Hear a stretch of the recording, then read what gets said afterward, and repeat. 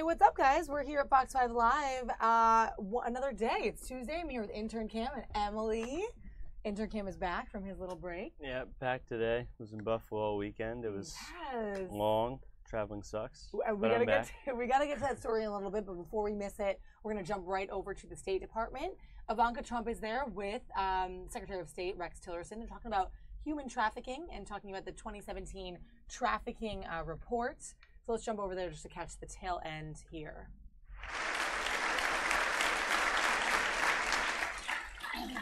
In recognition of his unwavering resolve to find and expose instances of forced labor, his commitment to raising awareness among vulnerable communities and within the private sector, and his vital role in ensuring progress in government efforts to prevent human trafficking in Brazil.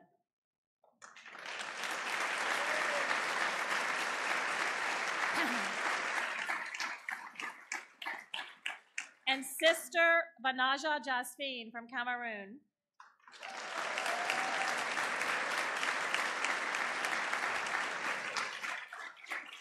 In recognition of her unrelenting efforts to combat modern slavery, her groundbreaking work in identifying a key migration trend to prevent trafficking of Cameroonians in the Middle East, and her dedication to ensuring survivors have legal support and access to comprehensive reintegration assistance.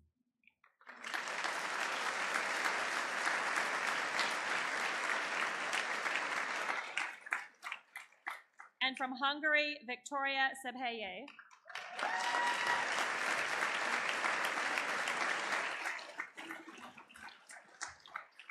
In recognition of her groundbreaking academic contributions to reveal the prevalence of child sex trafficking in Hungary, her ability to bring together government and civil society organizations to improve victim identification and services, and her dedication to increasing awareness and understanding of human trafficking.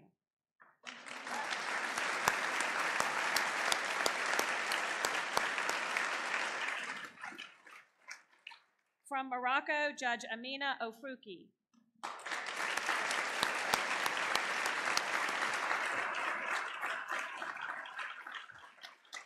In recognition of her leadership as a driving force behind Morocco's comprehensive new anti-trafficking law, her perseverance in developing a victim-centered implementation plan, and her steadfast commitment to training judicial and law enforcement officials likely to come into contact with victims of human trafficking.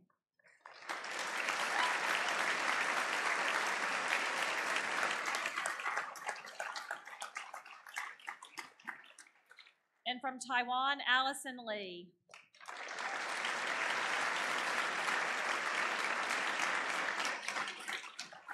In recognition of her unwavering advocacy on behalf of foreign fishermen on Taiwan-flagged vessels, her central role in forming the first labor union composed of and led by foreign workers, and her courage in demanding stronger protections for vulnerable workers through sustained engagement with authorities and the public.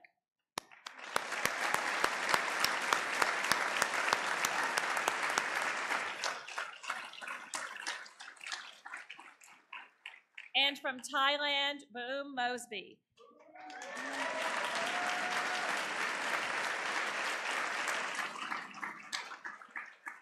In recognition of her steadfast commitment to combat child sex trafficking in Thailand, her dedication to enhancing comprehensive care for victims, and her persistent engagement with government officials, social workers, and service providers to further protect and reintegrate survivors of human trafficking back into their communities.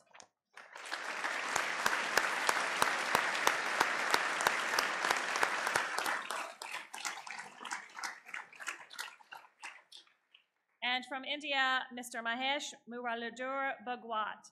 We are sorry that Mr. Bhagwat was unable to join us today, but would like to recognize him for his dynamic leadership in combating modern slavery in India, his vital role in elevating human trafficking as a government priority, and his innovative approach to investigating cases and dismantling trafficking operations.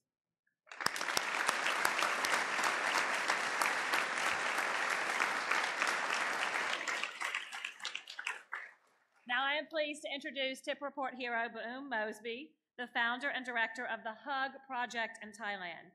Ms. Mosby is a passionate advocate for child victims of sexual abuse in Thailand. Lives just last year in Massachusetts, 33,000 lives across the country. And if people were dying at the same rate as they are dying in Massachusetts, 100,000 people would have died last year.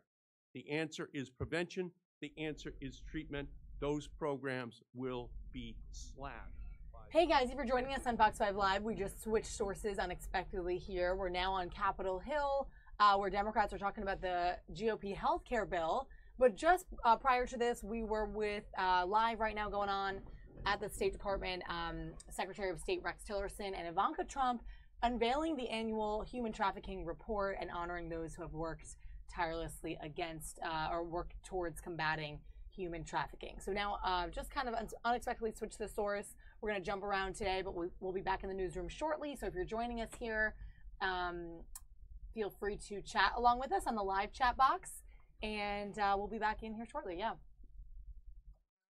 Of this bill, the passage of this bill will make GOP stands for gutting overdose protections. We know a vote for Trump Care is a vote to perpetuate overdose deaths. Passing this bill will just be aiding and abetting one of public health's most wanted and most notorious serial killers.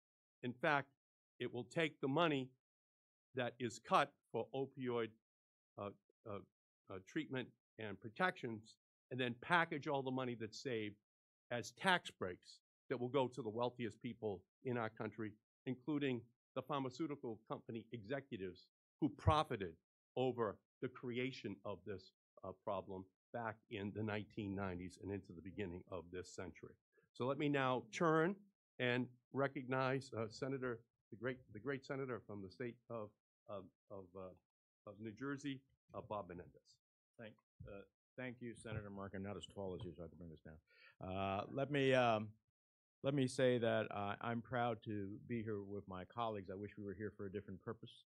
But standing up for the core principle that in America, everyone deserves access to quality, affordable health care, I think is a value that we share as Americans. And as someone who sat on the Senate Finance Committee when we were making the Affordable Care Act become a reality, we knew that it wasn't a perfect bill. We know that there are things that we can do to improve it. But every time we have tried to improve it, open up the patient to heal it, our colleagues have sought to slay it. And that's the fundamental problem that we have here, that we cannot get Republicans to join us in an effort to improve healthcare, but not to slay the very essence of what means so significant coverage to so many people. It's no exaggeration, therefore, to say that Republicans have put this country on a crash course that will endanger American lives and will threaten the financial security of millions upon millions of families. If President Trump thought the House bill was mean, well, this Senate bill is downright nasty. Page by page, their plan asks Americans to pay more or less. It kicks $22 million off of health care insurance.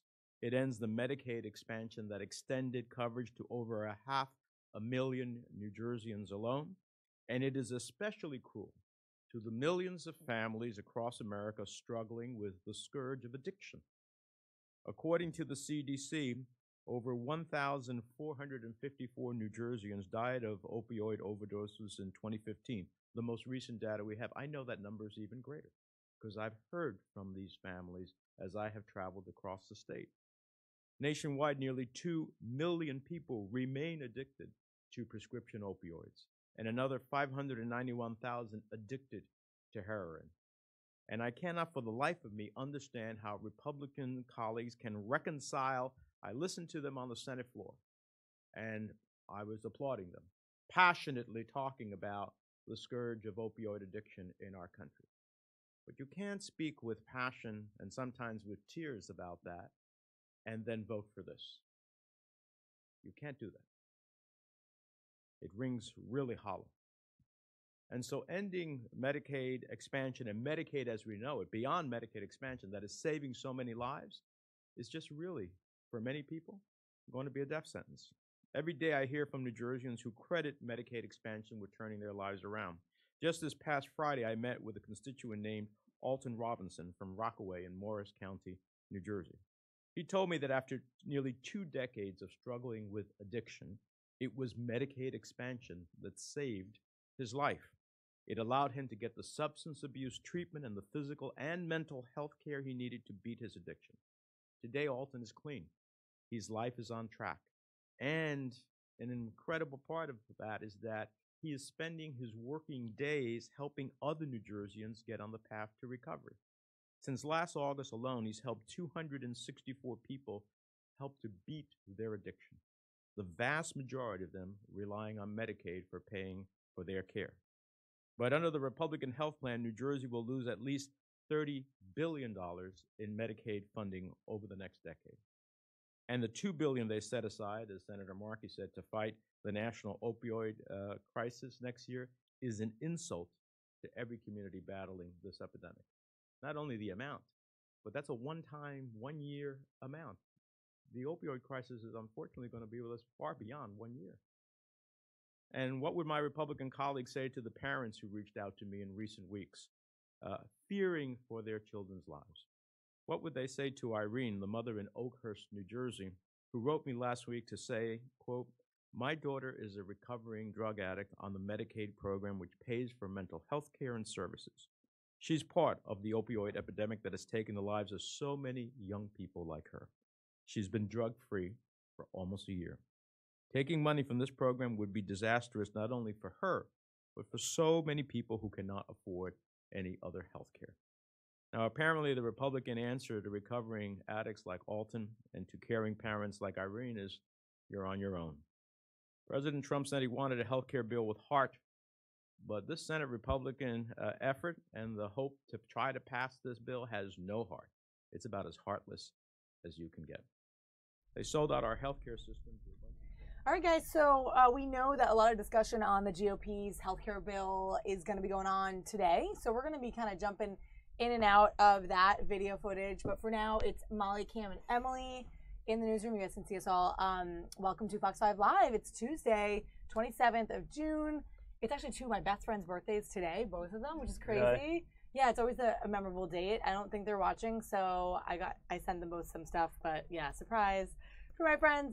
But Cam is back with us. He was away at the end of last week, and he's back for a new week. You went to Buffalo. Yep.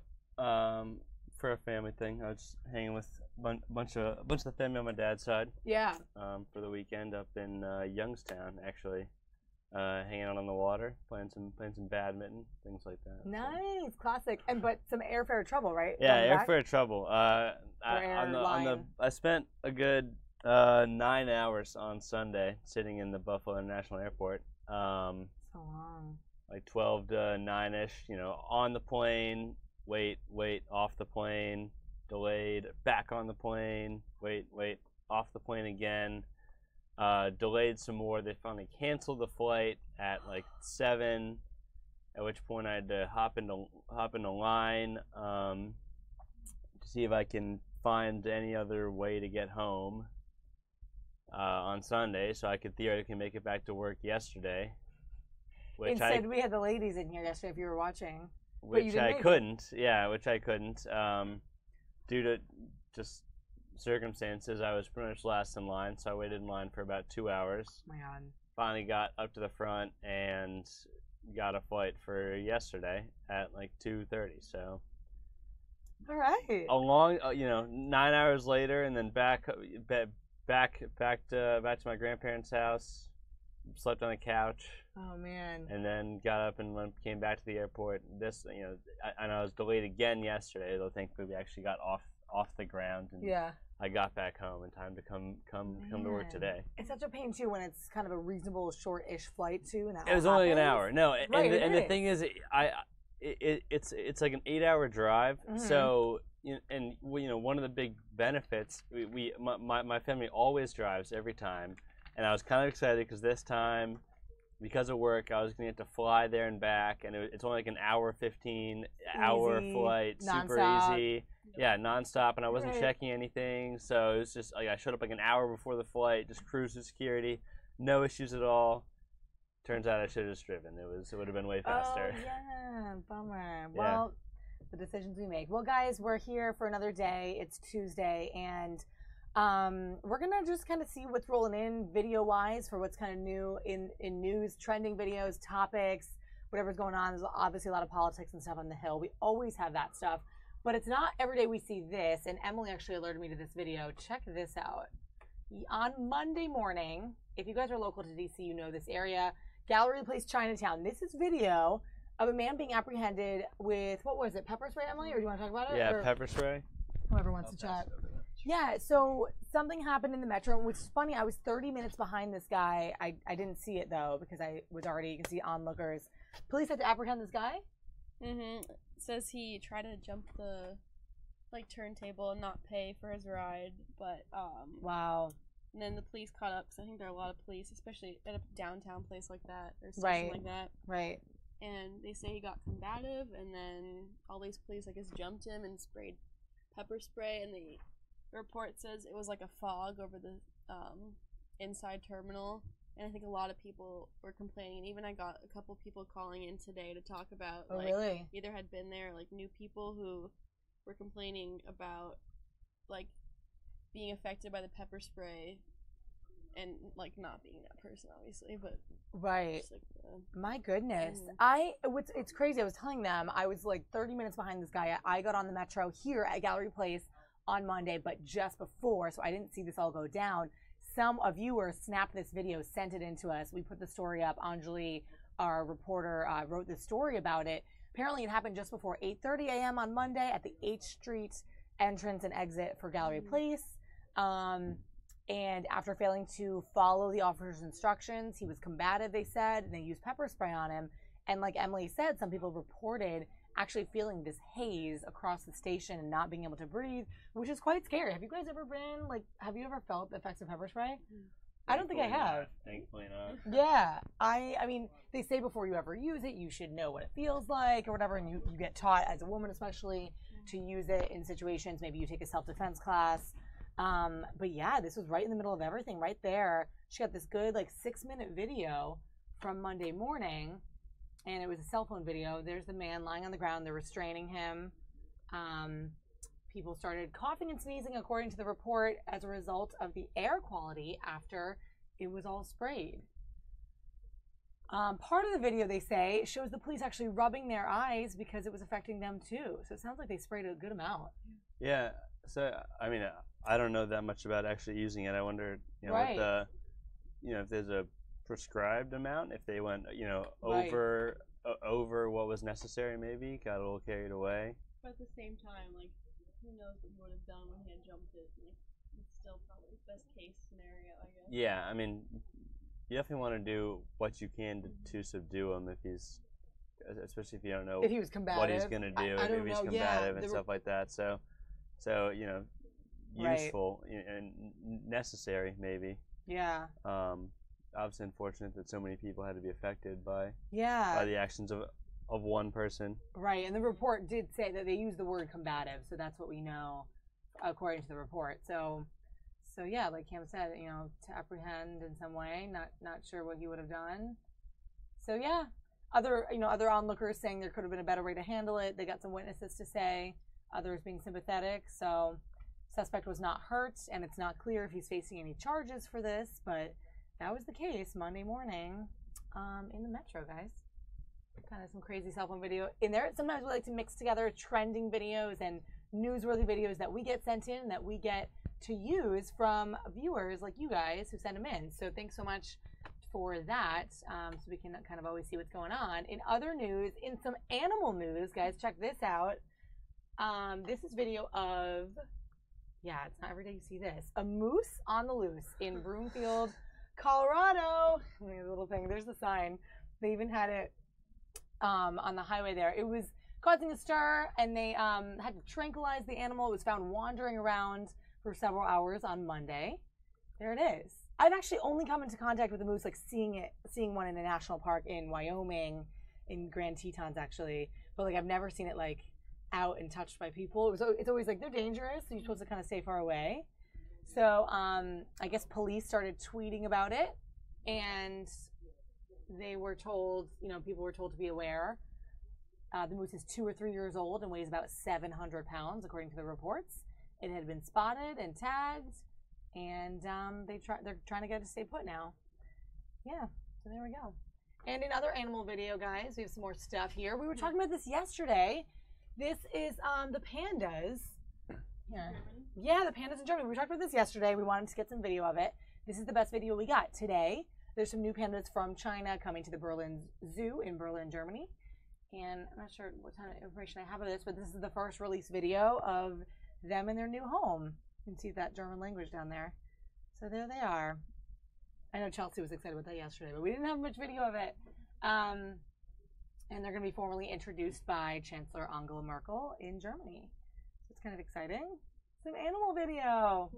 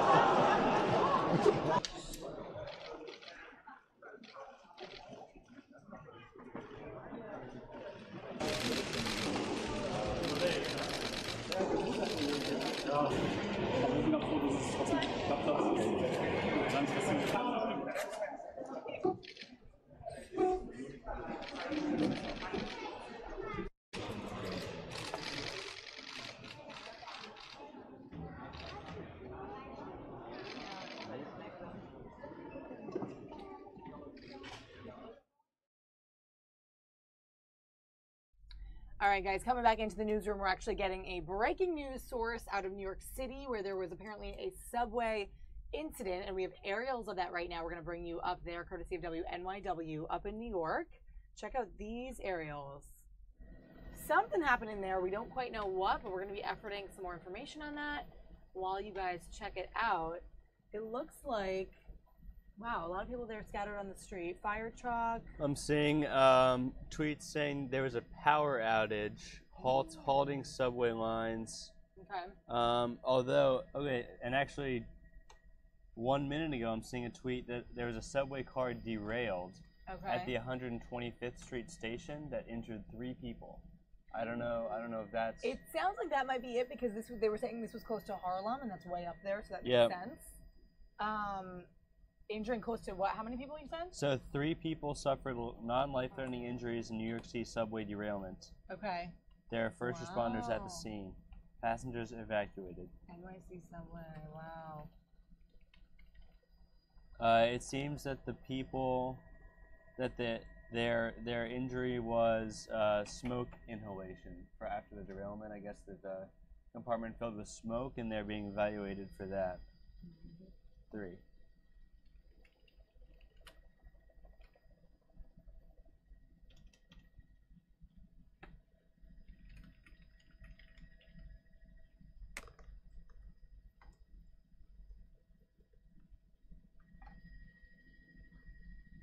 Well, there you go, guys. Some more details there on what we know. It's not every day that we see this type of stuff in New York City. I mean, we think they're not infallible either, though, because every kind of metro system has its own problems. Of course, D.C., we've seen so many things in the past few days and weeks. If you guys, maybe some of you guys are from D.C. or in the area or you know it, we often, see problems, not necessarily derailments. This is kind of a big deal, I think. Yeah, no, I mean, and anything of this nature, especially, and because literally like millions of people ride the subway every day. Right. I'm not sure what the exact figures are, but a lot of people use that as their main means of transportation, and so anything dangerous like this, not on a very minor level, causes absolute chaos from a commuting perspective. But yeah, guys, if it endangers the life or puts so many people at risk. I'm finding out a little more information too from our sister station up in New York. I'm reading right now that this happened around 10 a.m. So that's a good hour and a half ago. Passengers described the train as vibrating wildly and bucking as it went off the rails. Pretty scary stuff. Customers were evacuated from the train, like Cam said, through the darkened subway tunnels. No major injuries reported, but several people, I guess that was the report that Cam saw, 3 people or so treated for minor injuries. And again, all the people have been evacuated, no major injuries. But I can't even, I sit on the train sometimes thinking, what would that feel like to be bouncing and derailing and bucking, like it's calling it. It's amazing to me. It's causing apparently serious problems along multiple subway lines in New York. Of course, there's so many, like Cameron was saying, so many millions ride it, and there are so many lines. Can't even really compare it to, oh wow, there you go, stat, 4 million a day ride it. You really can't compare the size of it to something that we know down here. But again, guys, the power is out there. It's impacting several subway lines in New York City. And this is live aerial footage of that.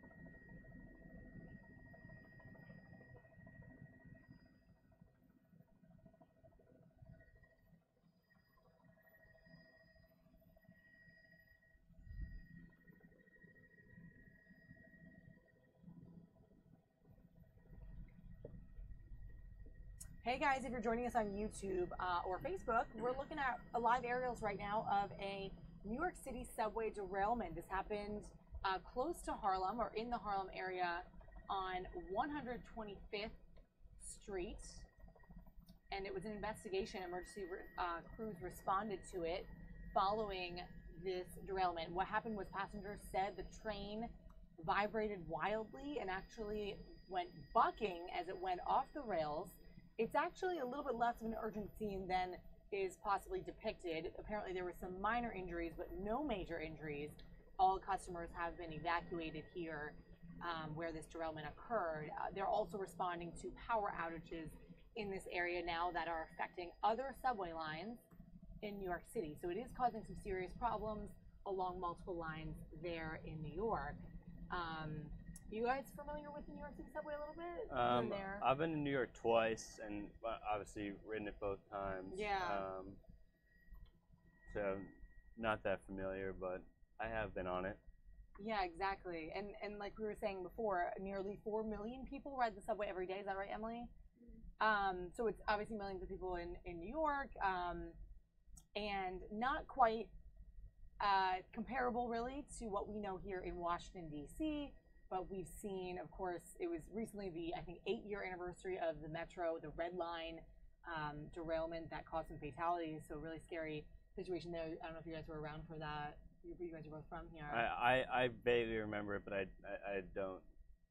It wasn't that pressing to me at the time. I was pretty young. You were young, yeah. And it looks like here we go, some emergency crews coming out of the subway. Once again, everyone was evacuated from the train that went off the rails. Apparently, the subway was darkened. The people had to walk through these darkened tunnels to get out, but they officially did all evacuate. There were just some minor injuries, several minor injuries reported, but nothing major reported. The FDNY said that several people were treated for their minor injuries. So according to a tweet from New York City subway, this is all coming out from there. Personnel responded to 125th Street and evacuated everyone with no major injuries.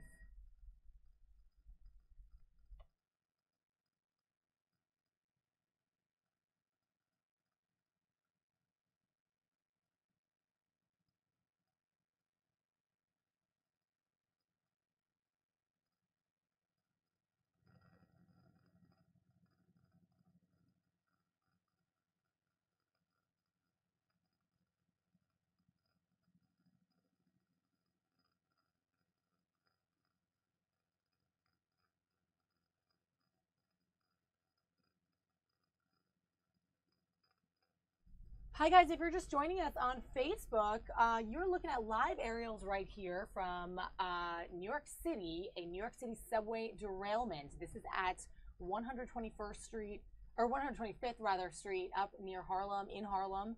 We're hearing reports that emergency crews, you can see them there, responded to this derailment.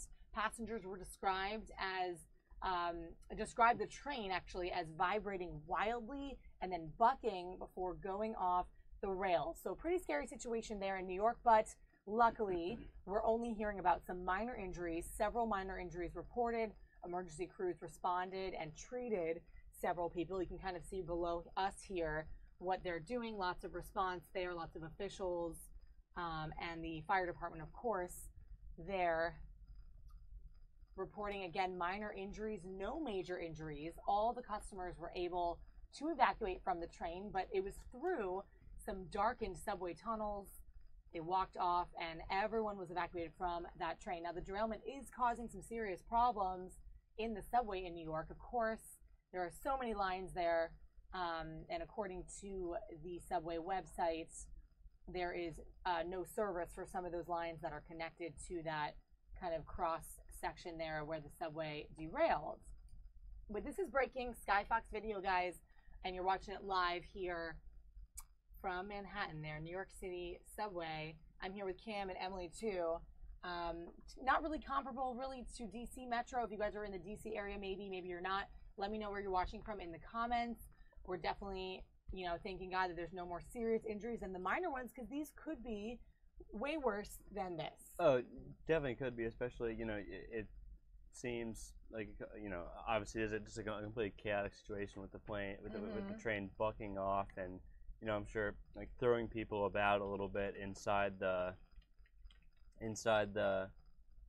train. And I picture a derailment obviously as the train kind of completely off the rails, like almost against the wall.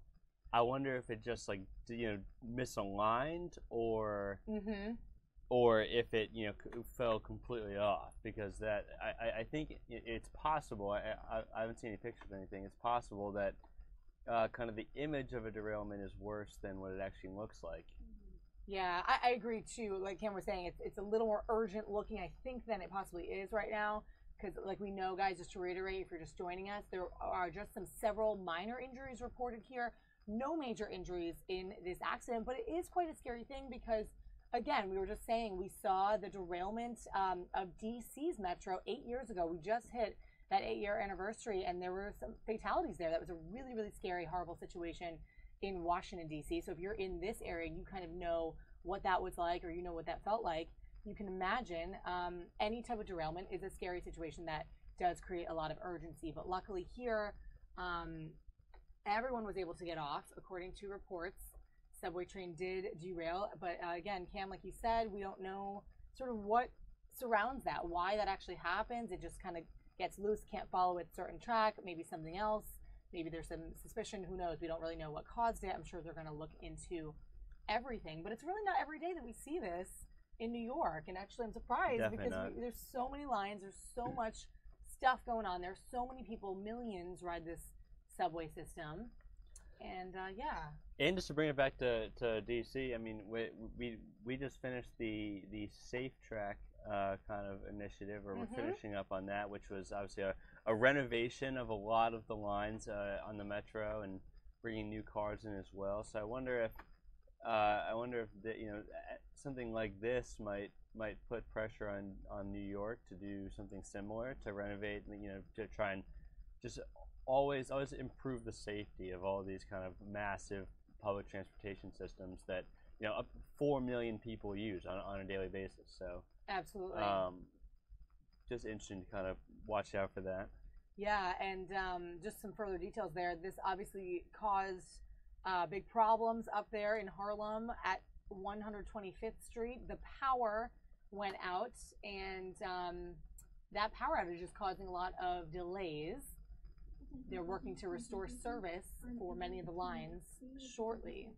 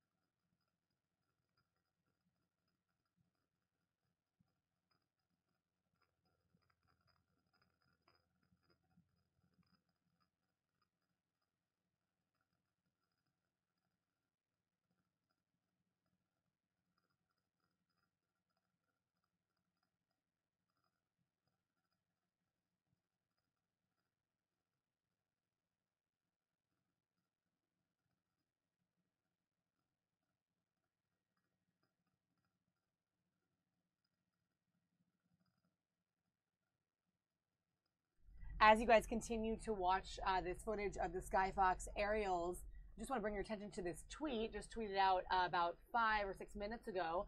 It looks like the NYC subway Twitter is giving out a little more information about the trains that were evacuated by emergency personnel, and they concluded by saying a third train is being evacuated. So it sounds like, I guess we know, 3 trains. We're not sure yet. We're going to do the best we can to get service back up and running as quickly as possible. And we'll put notices out. The smoke condition was caused by, as the train went into derailment, there was sparks, there was garbage and sanitation along the tracks that went up. It was minor. Joe, is that some of the issues that we've been hearing about when you're talking about track cleaning up and things like that? I mean, no, this is completely separate. The brakes went into emergency. We need to determine why they went into emergency. This is a we're gonna do a complete evaluation of the entire subway system. It's what was talked about last week. We're beginning the process to determine what we can do to get it into a state of good repair. But the looks of this, until we determine why the brakes were put into emergency and causing this problem, I can't answer that question. Joe, is it one of the older trains where somebody pulling the brake and actually stopped the train at between stations? Because I know that's not the case on the older trains. Quite honestly, when I went downstairs, the lights were off in the train. I never looked at what, how old the trains were at the time, so I don't have an answer to you on that. We'll get back to you. How fast roughly it was going? Any idea? The investigation will have that. I wanted to get out here to explain to you everything that happened. The investigation will talk about the speed and all the rest of it. Joe, the power outages. You're talking people on the train, people on social media are talking about how safe it is to ride the MTA. Why do people lost confidence? Look, one of the things that I will do while I'm here is to rebuild the confidence in the ability of the MTA. We transport millions of people every day. We want to do it safely. We want to do it as quickly and as efficiently as we possibly can, the way we've always done it and the way we will continue to do it. Joe, the power outage, when did that come into play? Before, could that have been the cause of the emergency brakes? I don't believe so, but I'm going to let the investigators determine that. I don't believe that's the case. But I'm not, until the investigation is done, we'll be able to know exactly. Taking two more questions, guys. Anybody get two more Marsha? questions? We're talking track damage and signal damage. Are you concerned that you may not have service up to the morning rush? And could it go on for days? Go ahead, and I'll answer. Well, I think it's too early to tell just what the afternoon's rush hour will look like. Visually, it looks like we have a certain amount of track repair and signal repair that needs to get done. We'll have to be back in terms of posting online just what the service impacts will be. Well, how worried are you? Worried enough that I want to go back downstairs. Last question, guys. Last question. We're worried enough to, Marsha, what's really important to understand here, we've got to take the train that's derailed off to determine what damage there is to the rail. We have rail available to go on, so there's no time constraints in getting the rail to put on. We have spare signals necessary to replace the one that we saw that came down. So the most important thing to do is, as Ronnie said, we got to get back downstairs, we got to lead the investigation, we got to determine what it is, we got to move the train, and we'll get back. Our goal is to get back up and running as quickly as possible. New Yorkers deserve to have us back up and running. Last question. How many people were evacuated? The operator, I've not spoken to the operator. I have personally not spoken to the operator. He's with the investigators right now. And the number of people, I will rely on someone else to give you that data later. I don't have an answer for how many people were on the train. I'll check with the FDNY how many people they evacuated. Thanks, guys. Thank you. Thank you. We probably will not be having any more briefings today. Everything else, I'm sorry, will come out via press release or from MTA headquarters. But no. Is there anything that you want to say to the commuters about this and the service on the MTA? This seems to be emblematic of the problems that the subways have been having for the last several months and really for years. Look, we've talked about the amount of investment or the lack of investment over time. I cannot say this is related to investment. For the break going on in emergency, we need to figure out what exactly caused that. But this, to the best of my knowledge, it does not look like a failure on the part of equipment. It does not look like a failure on the part of the track itself. So we need to determine what that is. When I came on board last week, I said there's a top-to-bottom review that is going on. I want to get the Transit Authority and the railroads into a state so that people feel confident. I want everybody to feel comfortable and confident that they can get to work on time, they can get to school on time, they can get to their appointments on time. It's the Transit Authority I remember, it's the Transit Authority I want to have back again. Thank you.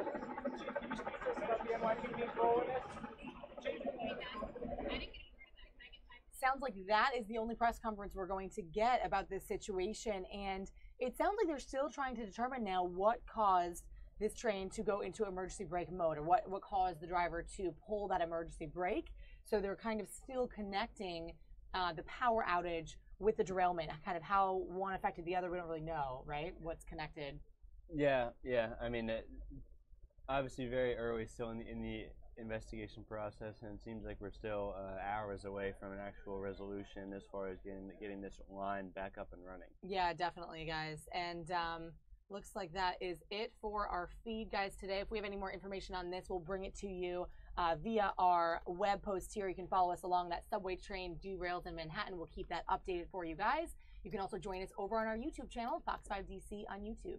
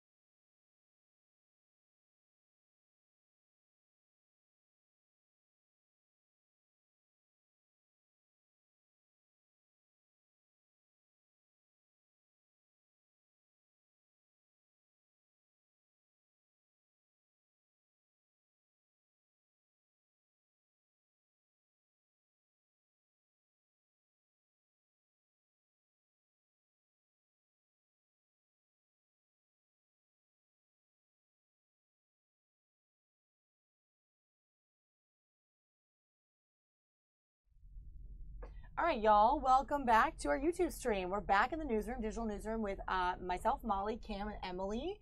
We're following that New York City subway story. Again, if we have any more updates on that, we'll bring that to you. Sounds like they won't be holding another official news conference about what happened, but it definitely sounds like a huge, of course, event up there in Uptown Manhattan or in Harlem. So we'll be keeping an eye on that. If other details emerge from their Twitter feed and whatnot, you'll see it updated on our website in our web story. And again, if we have any more video, we'll bring that to you live as well. But for now, you guys are watching Fox 5 Live. We're bringing you live events, breaking news, trending videos, anything that's kind of happening as we know it today during the midday process where you don't really have news coming at you in all forms. So we are Fox 5 DC, local news here in Washington, D.C., and we're going to bring you local stuff and national stuff, even international stuff as it happens if we have it coming in on our sources.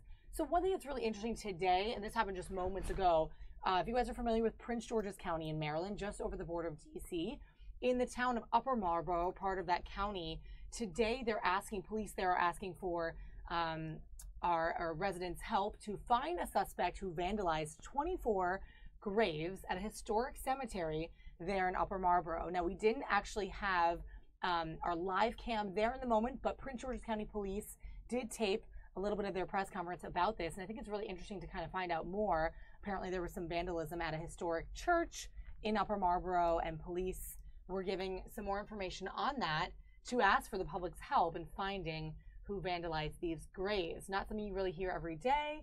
Definitely not. Yeah, kind of a weird scenario there, but let's listen in to see what police had to say there this morning.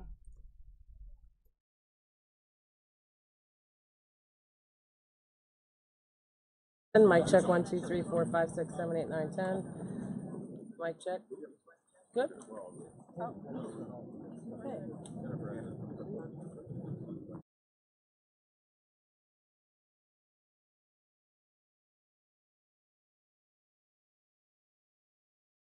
Here with Police Chief Hank Stawinski of the Prince George's County Police Department, and Steve. Pronounce your last name for me one more time. Kenzinger. We'll spell his name for you later. He is the senior warden of the church. This is St. Thomas Episcopal Church. You'll hear a lot about the history of this church. It is the second oldest continuously operating church and cemetery in Prince George's County. So, without further ado, I introduce to you the chief and Steve Kenzinger. Good morning. It's an unfortunate set of circumstances that brings me before the community today to talk about an absolutely awful instance of vandalism impacting, as was said, one of the oldest religious institutions continuously operating in our great county going back to the 1700s. In the evening and early morning hours between Thursday and Saturday, an unknown number of individuals came into this hallowed cemetery and disrupted about 24 headstones of departed family, friends, and I want to be clear, this is a matter that the Prince George's County Police Department is taking very seriously. This institution and its grounds are a historic landmark in Prince George's County.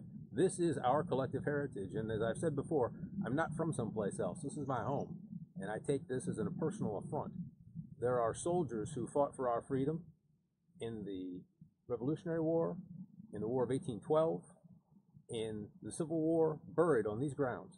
And for someone to come in and desecrate that so carelessly, my appeal to the community is that if you have information that will lead us to hold the people who did this accountable, we need your help. As always, we need your help. And to those who committed this offense, you may not have been cognizant of what you were doing. This might seem like it's funny, but I encourage you to step forward and take responsibility for what you've done. This is not acceptable, and this is not how we conduct ourselves as a community in Prince George's County. With that, I'm going to introduce Mr. Kenzinger to talk a little bit about the institution, and then we'll be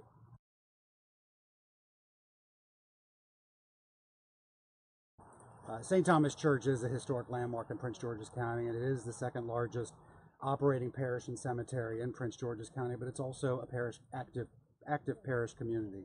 When I came out here Saturday night, I was very, very disheartened to see all these tombstones toppled over. All of us as volunteers of our church work very hard to keep a prayerful community within these hallowed grounds of St. Thomas Parish. But it's unfathomable that somebody could come in and do this, not only to our cemeteries, but to our parish and to the entire Diocese of Washington. The Episcopal Church welcomes all. We meet everybody where they are in their current faith journey, and we do pray for the individuals that did this, that they might see the errors of their way, turn themselves in, and hopefully learn a very serious life lessons over this. Thank you. Thanks. And again, our religious institutions that span the spectrum in Prince George's County are a place of refuge and forgiveness. So again, speaking directly to those who carried this out, maybe you're not cognizant of what you've done, but you have the entire leadership of this institution with a very proud heritage here today, and we want to bring closure to these grounds and to this community. And again, I'm encouraging those responsible to just step forward and take responsibility for this. If you don't, Deputy Chief Patel, Major Renner, our investigators are working around the clock to close this case, and we will close this case. So with that, I'll invite any questions. Hey, Steve or Chief, is there any video out here? It's this goes back to 17 something. I guess they didn't have video back then. No, they didn't have video back then. The vestry has looked at, we've had some other minor vandalism here more recently, and we've talked about adding videos, but a church is supposed to be open to the public, and so the thought of having to lock gates or install video cameras has never really been on our forefront. It will be now. Presented here.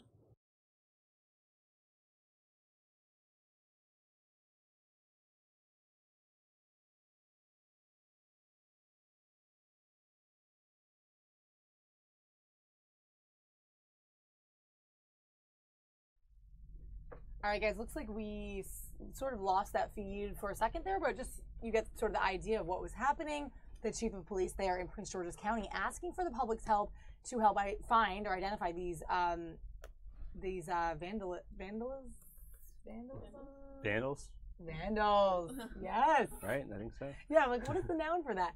Yeah, so anyway, 24 graves at this historic cemetery. We don't really know what they did. He didn't really specify details. Yeah, I mean, that I think gives a clue in many ways to the nature of the vandalism. I mean, obviously, I would say explicit, maybe sexually explicit in some violent, yeah, in some kind of way. If it was I mean, there's no real such thing as harmless vandalism, but if it was harmless vandalism, right, as far as a content type of manner of speaking, then I think they probably would have shown pictures in some way, but I get the sense it was not because of their discretion as far as actually showing us the vandalism itself. Yeah, good point. That, and out of probably respect, I'm sure, to the families of those who are actually buried there, and whose headstones were vandalized. Yeah, definitely. And the church is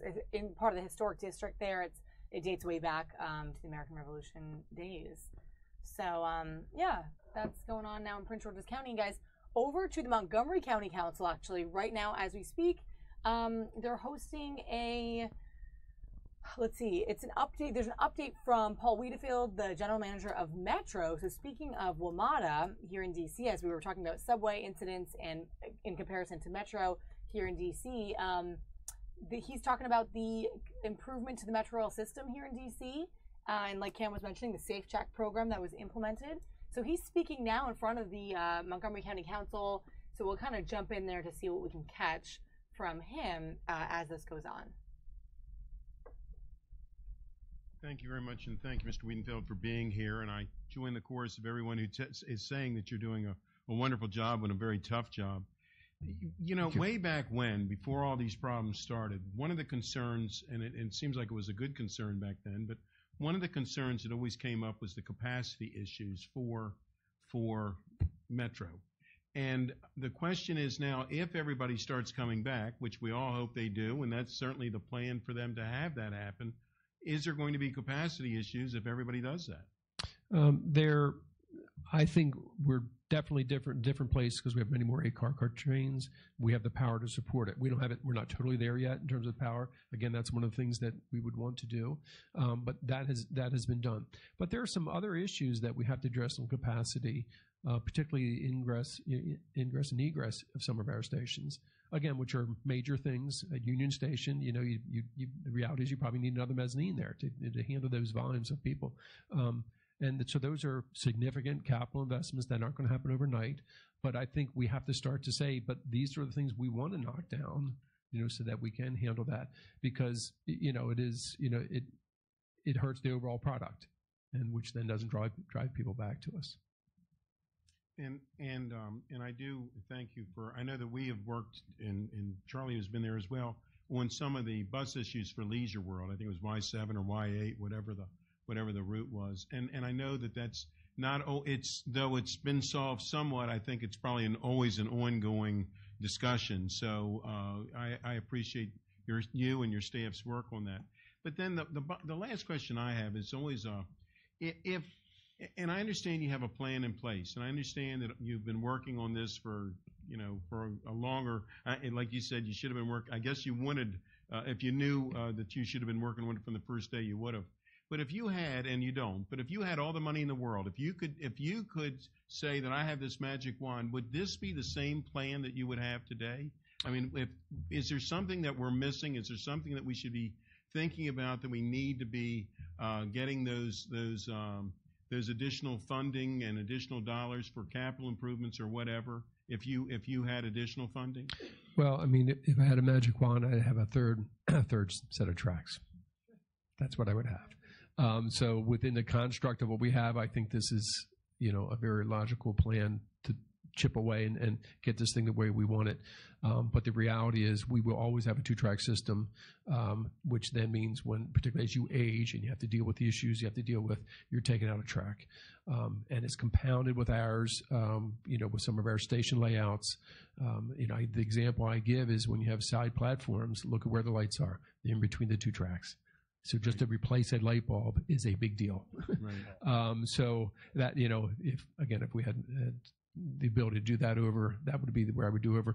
But within that, I think we can definitely get to where we were in terms of the quality of service, and I think it's a joint effort of everyone to get there. Thank you, Mr. Leventhal. Thank you very much, Mr. Wiedefeld. We appreciate your leadership, and we hope you stay in the position. I know that you are buffeted by a lot of heavy winds at all times from many directions. It can't be easy, and so we understand the pressure that you're under, and we're grateful that you're fulfilling the responsibility. I wanted to ask two questions, and I'll state them both. The first question is, what will expanding service to the Silver Line mean for service throughout the system? And the second question is your political forecast, to the extent that you're comfortable, of what are the obstacles ahead in getting all 3 jurisdictions to support a dedicated revenue stream. Sure. The Silver Line, that's 2020, so we'll start to work through that. We do have an issue there at the Roslyn Tunnel. There's a physical constraint there, so that we have to see how that system actually plays out, or that portion of the system plays out. With the development pattern out there, how much of that actually even comes into the district, for instance, much less goes all the way through. When you look at the development pattern, some of the housing that's coming up in Loudoun County, what does that start to almost, operate or perform almost like a shuttle operation, because some of that stuff could occur there. We got to see what it does in terms of the usage. But at the end of the day, we know the constraints of the tunnel, that they're there today. So that doesn't change. We can only get so many cars through there, so many trains through there in an hour. So that's the same issue we have today. It's just that they'll have ridden further. So that doesn't change. In terms of the, I'm not a politician, although I do have a bachelor's in political science for what it's worth. No, but I think it's a tough lift. As I mentioned before, it is a little 4-dimensional chess, and you have different needs and different pressures at each level of what people are trying to achieve. I think Virginia presents a set of challenges. Maryland does. The new administration, we're all, watching that to see which ways, things are going to go there. We were pleased to see in the president's budget that PREA funding was put in his budget for the next year, so that was a very good sign. But there's also in the industry, there's concern about the formula dollars. So I don't know how that will all play out. But I think what I've heard from just about everyone I've met with from elected side is there's, again, no debate on the need. There's no debate on the importance of this system. There's a lot of debate of how do we get there, which again isn't my call. But, I think if we keep focusing on how important the system is to all of us, users and non-users alike, and that and the physical need that we can show you, I think we can get there. Well, I just want to say, Montgomery County has established a reputation of being eager and happy to tax ourselves, and that hurts us, I think, in Annapolis. I think that there's a perception from the rest of the state that why should we improve funding formulas for Montgomery County because they'll just find the revenue themselves. The governor has outlined the parameter that any revenue mechanism, the revenue should only be raised in those counties where Metro service is available. So that would just be Montgomery and Prince George's. And I don't actually object to that, but we do have to, first of all, work very closely with Prince George's and come up with a joint proposal and not, grandstand at each other's expense. And I suspect that whatever we come up with will be some sort of blended mechanism. I heard Mr. Elrich's comment that, developers really ought to pay more. That's a frequent refrain. We'll see whether there's any there. But I think that some sort of blended effort, it probably shouldn't all come from one single source. As with the financing package that built the Silver Line. We had a briefing on that at my request a few years ago here. It was very complicated. It wasn't just one source. It wasn't just developers. It wasn't just tolls. It wasn't just gas tax or federal grants. It was a combination of all of those. So in any event, I hope that Mr. Leggett and Mr. Baker are in communication about this, and I think that the two counties, really need to be on the same page. And then once Maryland comes up with something, I think we can be a leadership example for Virginia and the district, not reinforcing the idea that we're always happy to tax ourselves. I mean, our population is, I think, as resistant to taxes as any other. All right, guys, just taking you out of that for now. But that is going on live right now. The general manager of DC Metro chatting, briefing the Montgomery County Council on Metro and some of their accomplishments and fallbacks and what they're doing to kind of fix it. So kind of cool to hear from Paul Wiedefeld himself. That's going on live right now. We still have that video going, but another little piece of breaking news. I don't have a picture or video for this, but get this. The Virginia Lottery, they have a winning ticket out there. They sold it at a 7-Eleven in Richmond. In fact, the exact place was the 7-Eleven at 4601 West Broad Street in Richmond. That person has not come forward yet, so the $1 million ticket is out there. They have until Friday or it expires. I just don't understand how, if you're going to go through the process of actually playing the lottery and buying a ticket, I would be constantly checking that as to whether or not I won or not. I mean, this is that's life-changing money right there that they're just leaving on the table, or at least to this point. I don't know. I think about my dad will buy once in a while. And, there's no way he keeps track, or even really, or, maybe he does, but I don't know. It's so easy to forget because no one thinks they're gonna. That's so funny. Yeah, but I guess if you're a regular buyer, well, get this. Here's the facts. It's been 6 months since 3 $1 million tickets were actually bought. Since then, 2 of the $1 million winners, the tickets have been claimed, but that third one is still looming, and it remains unclaimed. The clock is now ticking. So they're saying, "Hey guys, come forward." Again, it was bought at a 7-Eleven in Richmond. And by law, actually, winning tickets in Virginia expire 180 days after drawing. So I would at least mark your, buy it. I would say set an alarm or something. Yeah, I mean, it's quite possible that it's been lost or something at this point. But that I didn't realize it had been 6 months. There's no way that person. Oh yeah, I mean, I know. At this point, there's no chance it gets claimed. I mean, it either would have been or it's just not going to be it. And guys, I actually was questioned. My next question was, where does that money go if they don't claim it? Obviously, this article answers it. They say that the unclaimed prize money goes to the state literary fund. used solely for educational purposes. So that's awesome, right? Yeah. Since its inception in 1988, this is fascinating, even though I'm not a lottery person, but this is really fascinating. The lottery has transferred more than $262 million in unclaimed money to Virginia Literary. Wow. Guys, that's a lot of money. I don't know how Virginia Literary Fund got that set up, but that's a good nice. setup right there. Like, how did they get all the earnings in? Yeah, like I don't know what what politician at some point made that call, but it was a good call. That's so cool. And so their stat is now that they generate more than $1.6 million per day for Virginia's K through 12 public schools. Pretty cool stuff.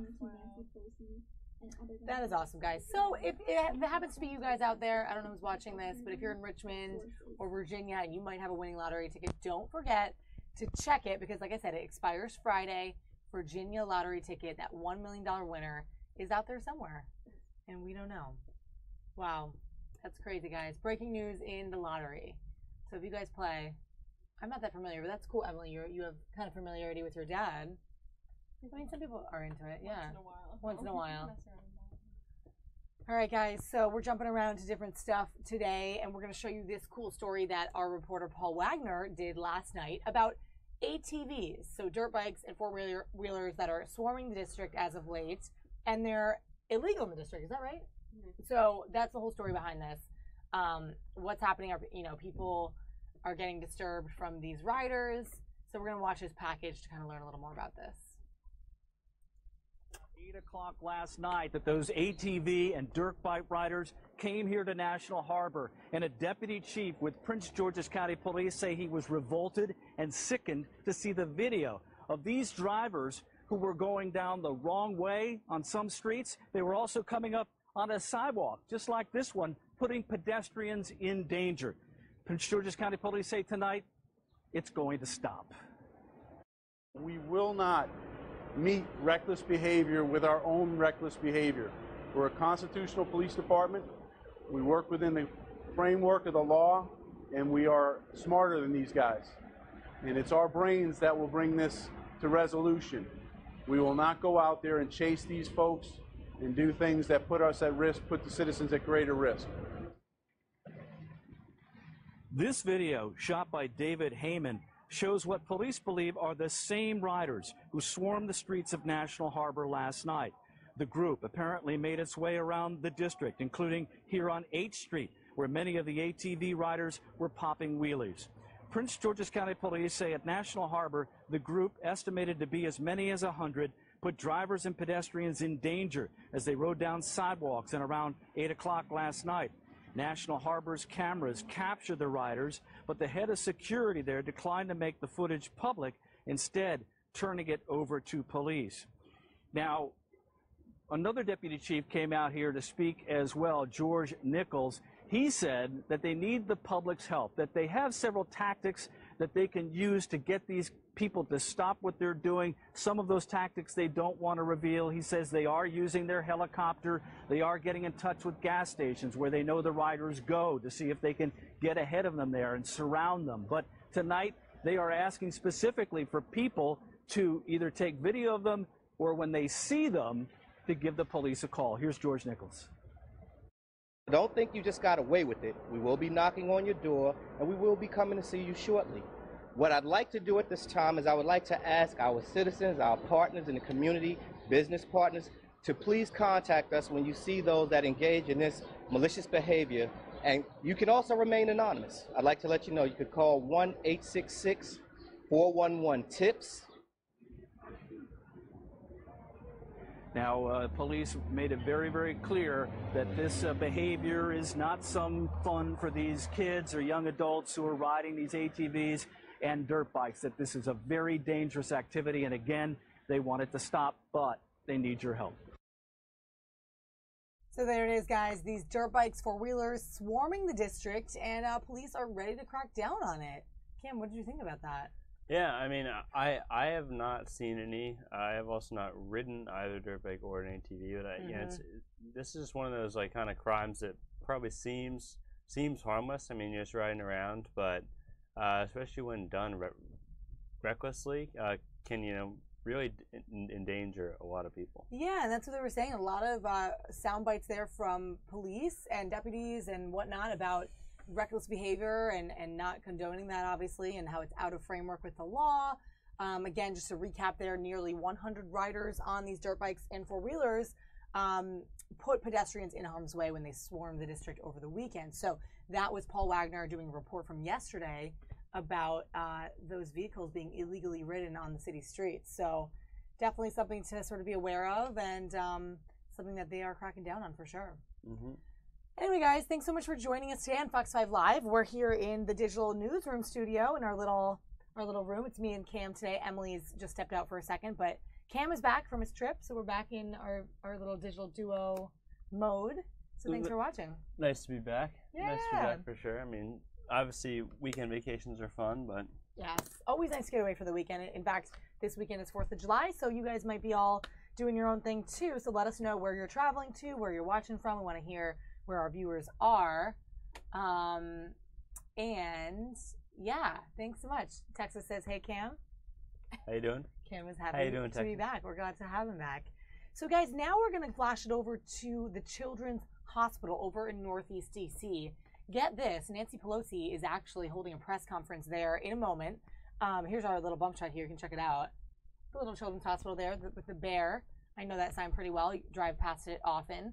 They're holding a press conference there, she and Democrats, to talk about the effect of the Republicans' health care bill on children with disabilities. And they're staging it right there at the Children's Hospital Medical Center in Washington.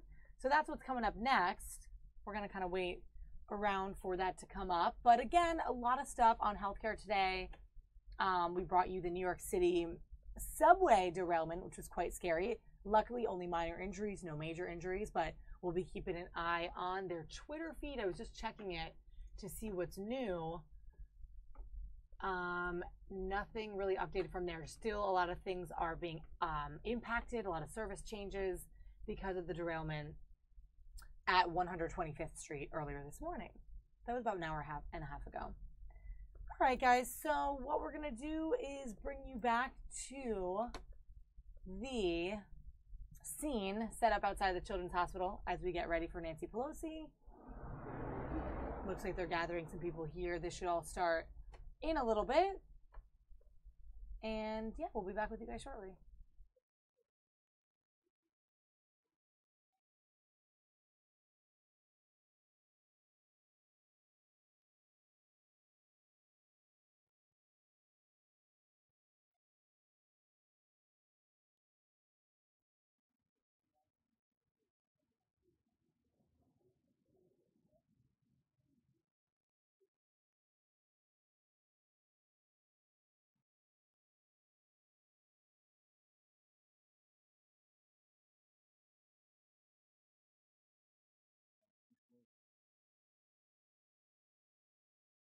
Fight, but certainly this is very worrisome for all of us with friends and loved ones over on the Arsenal. And as Steve said, we are going to stay with you. Guys, we just lost our source there, but we're looking at another breaking situation coming out of one of our sister stations. We're going to get you that in a moment. Next up on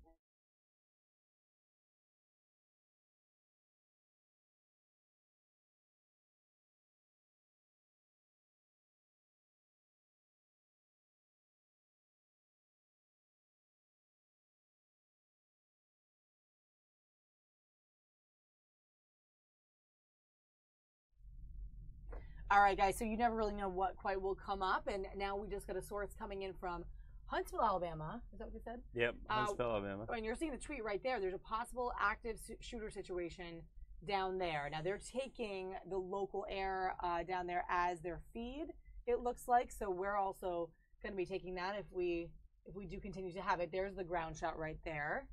Sometimes you just don't know what you'll get.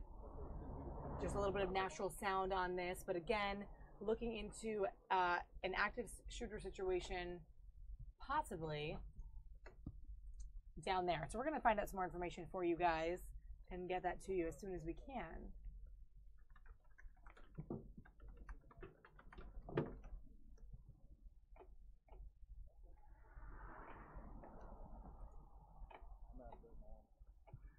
Steve, I'm not quite sure what you asked me because I'm having a little problem hearing out here. There's still some traffic coming in on the Arsenal Gate 9 road, but as soon as they get down to just where the visitor center normally is, they're being turned around.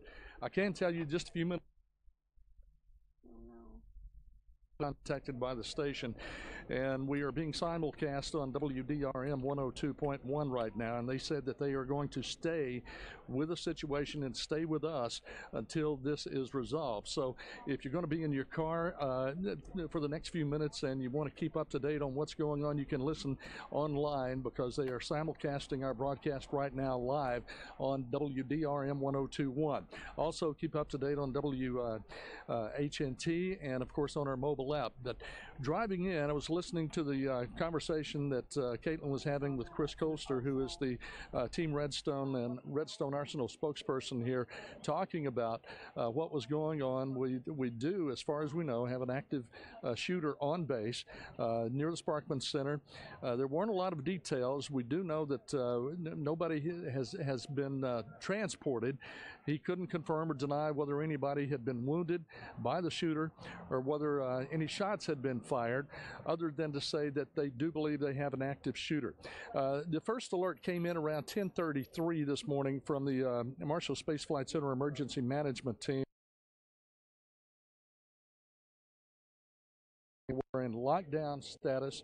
All installation gates have been closed until further notice, and employees are being told to shelter in place. I had a family member who actually called me, and here we see another unmarked black unit SUV going in down to Gate 9 with their lights on. A lot of police presence, as you might imagine. We know that the FBI, Huntsville Police Department, Redstone Arsenal Police Department, all taking part in whatever is going on inside those gates down the road. But I can tell you once again that I had a family member that called me and said, what's going on? I haven't been able to get in touch with one of my friends who works on the Arsenal, and every time they were dialing her phone, they were getting just a busy signal. So we don't know whether or not people are being able to get in touch with their loved ones who are here on the base, or whether the phone lines that are connected with the Redstone Arsenal, whether those lines have been blocked for incoming and outgoing calls. Obviously, a lot of people have cell phones, and they are getting in touch with their loved ones to let them know they're okay, or what the status is of where they are right now. But we're not getting a lot of information other than what we got.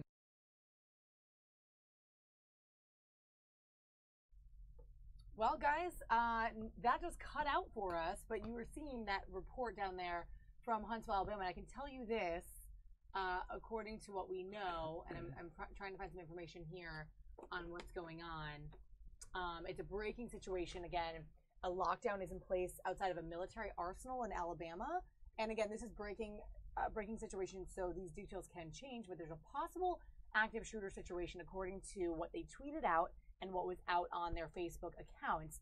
They were urging people to come together and take down and be on lockdown. Now, this is what we know is that a spokesman for Redstone Arsenal said this information, that there was possibly an active shooter, and trying to find out some more information for you guys. I wish we still had that feed, but as long as we do have our sources up, we're going to be watching for more information. They're still investigating this initial report, and no injuries have been reported as of right now. And you just never know, right, with first reports. So this situation is currently existing down there. An active shooter training exercise was actually scheduled for the week, but they believe that this is actually a possible event and not part of a drill. That's kind of crazy. So Huntsville, just a little geographical context here. It's in northern Alabama, near the Tennessee border. And according to this article, the Arsenal's military website was not loading early this morning. So I'm going to keep kind of looking for more information, but that's what we know right now. And yeah, I mean, and look for some more tweets. One of those, one of the toughest parts for kind of me to swallow about that is the fact that like all the phone lines are down, things like that. So if you're a loved one on the outside, there's no way to actually call in just to see. Check in, see check in with your loved one, see if it's okay. Right. Looks like we got the at least that shot back. of the ground shot outside the Arsenal there, and I'm looking for some more here. So there's some more tweets and whatnot.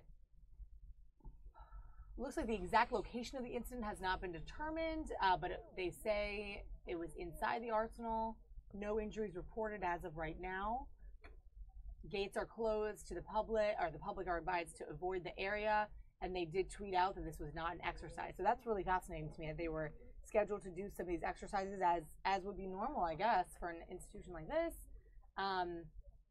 But it is on lockdown. So again, guys, you're watching this possible active shooter situation still going on here. We're going to listen in for some more reports coming out of the station down there.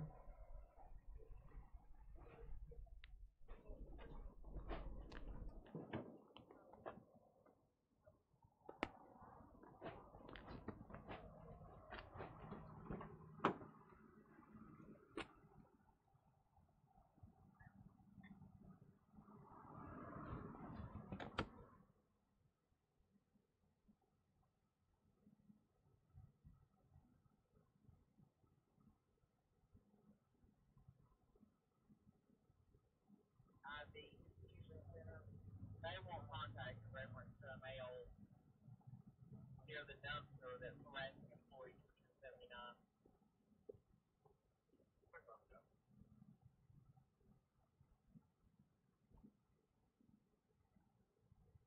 Well,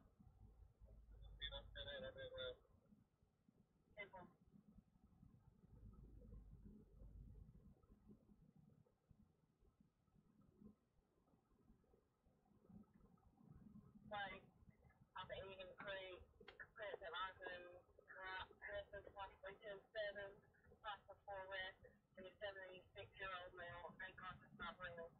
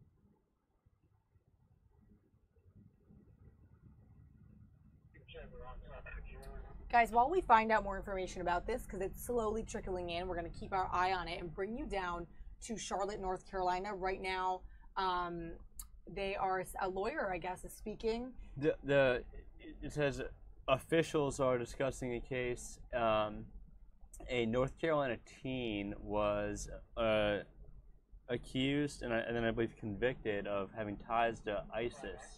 Planning an attack to slaughter thousands during a concert in Charlotte. So now they're discussing that, his case and his actions. Let's check it out, guys, and then we'll bring you back to the possible active shooter situation as long as we have more info. As you all know, few offenses can be more serious than the mass execution of innocent people in the name of ISIS. And the life sentence which the judge handed today reflects the seriousness of Sullivan's offenses. The life sentence entered by the court today also protects the public from further crimes committed by Sullivan, and it serves, importantly, it serves as a deterrent to those who wish to harm civilians within our borders. Sullivan, in his planning, showed disrespect and disregard for human life. And the cold and calculated nature of his plans established why the public needs to be ensured that he's not going to be free to engage in any additional violent acts, no matter what his ideology may be. The Sullivan case is now behind us, many months of work and great investigation, but our fight against terrorism continues. Our fight against those who commit violent acts on behalf of groups like ISIS or any other foreign terrorist organizations, this will continue. But today, thanks to the work of investigators and the prosecutors on this case, and our state and local law enforcement partners, there is one less individual among us willing to kill innocents in the name of the Islamic State, and one less threat to the security of our nation, and for that we are all very thankful. I'm going to turn the podium over to Assistant Special Agent in Charge Farley. At the conclusion of her remarks, I'll be happy to take any of your questions. Thank you. Thank you, Attorney Rose. Good afternoon. Identifying a terrorist before an attack happens is one of the greatest challenges we face in the FBI. It's harder than finding the proverbial needle in the haystack. It's like finding that needle in a stack of needles. But that's exactly just what happened in this case. With the help from the public and working with our law enforcement partners, we were able to identify and disrupt Justin Sullivan before he was able to carry out his murderous plot. We'd like to specifically thank the Burke County Sheriff's Office and the North Carolina State Bureau of Investigation for their great work with this case and their collaboration. Justin Sullivan had elaborate plans to kill hundreds of people to show his support and allegiance to ISIS. Homegrown violent extremists like Sullivan pose a serious and significant threat to our security and safety. They're becoming increasingly more savvy and they're harder to detect. We're working our hardest with all of our partners to stay ahead of those people who might be inspired by the rhetoric of ISIS and influenced to act upon it. We know we saved many lives with the arrest of Justin Sullivan. However, the public is an essential part of maintaining the safety of our communities. It includes taking note of any suspicious behavior you see. If you see something, say something. Err on the side of caution, trust your gut, and let us follow up. No details too small in helping us determine if the individual has intentions of committing an act of violence. Our aim is not to scare the public, however, it's to educate citizens on the ongoing battle and challenge we face on an everyday basis in law enforcement. It's to get citizens to be a proactive partner in helping us fight terrorism. And today is a perfect example of what that partnership can do. Thank you. Any questions? Interesting, guys. So again, this teenager gets a life sentence for threatening to slaughter thousands at this concert. His father was an ex-Marine, says that he can't forgive him. Pretty crazy situation. Yeah, and more information on this teen. He's also accused of killing his neighbor, his 74-year-old neighbor. Wow. And is going to stand trial for that. And if he's convicted, then he could face the death sentence for that. My goodness. So, guys, we're going to keep our eye on this and get a little more information for you on it when we come back. We're going to go back over now to the possible active shooter situation in Huntsville, Alabama. You were seeing this ground shot earlier. Not a ton of sound on here. And again, if we have any live reports coming from the ground, we'll make sure we turn that up for you.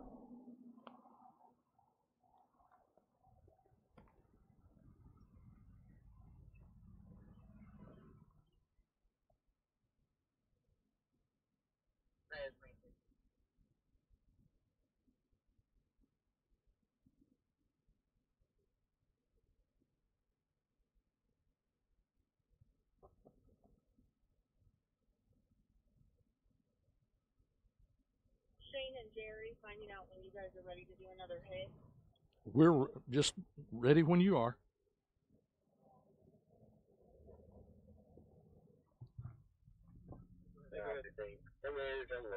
Although I'm not hearing. Is Jerry ready for another hit right now? Yes. Yes. But I'm not hearing anything in IFB now. He's not hearing IFB. We need to check on 311 again. I'm hearing, I can hear her, but I can't hear off air. Okay, Jerry can hear you. He's not hearing off air. But maybe hear off air. Okay, I got it back. Can an engineer try to crank it? That's all there is to it. That's why I'm trying to get someone out here to talk to.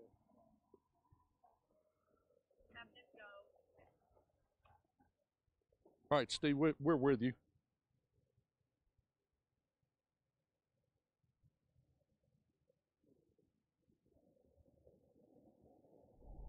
So Steve, guys, we're waiting. What we're waiting for, you're hearing the voice of a reporter down there at the scene. Probably about 300 yards from where the Huntsville police and I guess Arsenal Security have the intersection blocked off. They're not letting anybody in or out of the base right now. Where they're blocked off is right down the street from the visitor center. And we haven't really gotten a lot more information, if any. Most of what I'm getting is from emails that are coming in to our newsroom from people who've been in touch with their loved ones on base. There are some buildings that we need to point out. There are some buildings on Redstone Arsenal that don't allow you to have your cell phone with you, or at least to have it on. So that may be why we're not getting a lot of information out of people who work on the Arsenal. But we do know the latest information that we have is that buildings 5301 to 5308, apparently security is going in and clearing those buildings right now. We have not been able to confirm that with the garrison command here at Redstone Arsenal, but that's just some of the information that we are getting from people who are inside Redstone Arsenal, inside Gate 9 and some of these other gates right now. So we do know that there is an active shooter situation. The Redstone, Team Redstone sent another message out around 11:16, which was a few minutes ago, saying another advisory saying there was still an active shooter situation, and it was still active. Other than that, not a lot to report to you right here. We do know that we're still seeing some police activity, people coming down, and people that are getting into the visitor center or down that way, you see that they're having to turn left and head back out toward I-565. No traffic whatsoever coming up and down to the Arsenal right now. Once again, nobody being allowed on base, nobody being allowed off. We're going to stand by here. Once again, we expect the next update that we're going to get from Team Redstone. Chris Colster, who is the Redstone Arsenal spokesperson, told us that they would move us down to the visitor center probably around 1 o'clock. And we're going to stay here where we are so that we don't lose our spot, so to speak. But somewhere around 1 o'clock this afternoon, we're expecting another update from Chris Colster, who is the spokesperson for Team Redstone and Redstone Arsenal. Right now, just wait and see situation. You know, I'm seeing a lot of emails from people saying that they're trying to get in touch with people who are on base. Some having success, some not. But once again, we're going to stay here and keep our finger on the pulse of the situation, if you will, and we'll have any updates for you down the road. Reporting live in Huntsville, Jerry Hayes, WHNT News 19. Steve?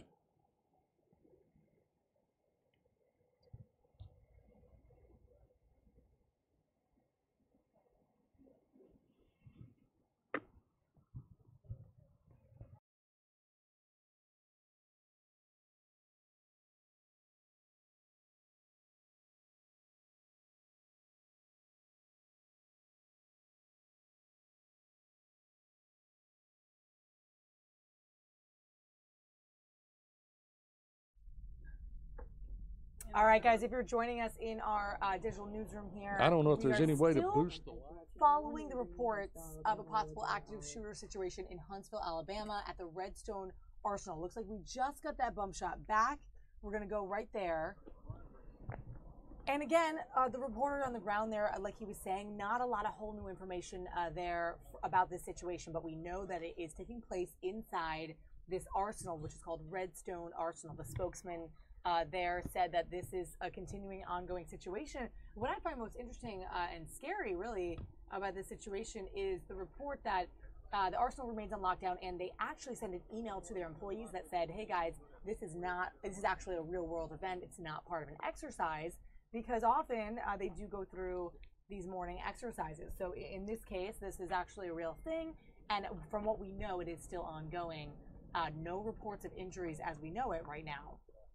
Yeah, It doesn't sound like we've gotten a lot of information. I mean, we're still obviously waiting for things to trickle out. The reporter down there, in fact, said that most of the information that they're getting is from emails and tips from like loved ones who've managed to actually make contact with people inside, and it's pretty amazing. And they're not getting any information from what you might call an official source or anything, right?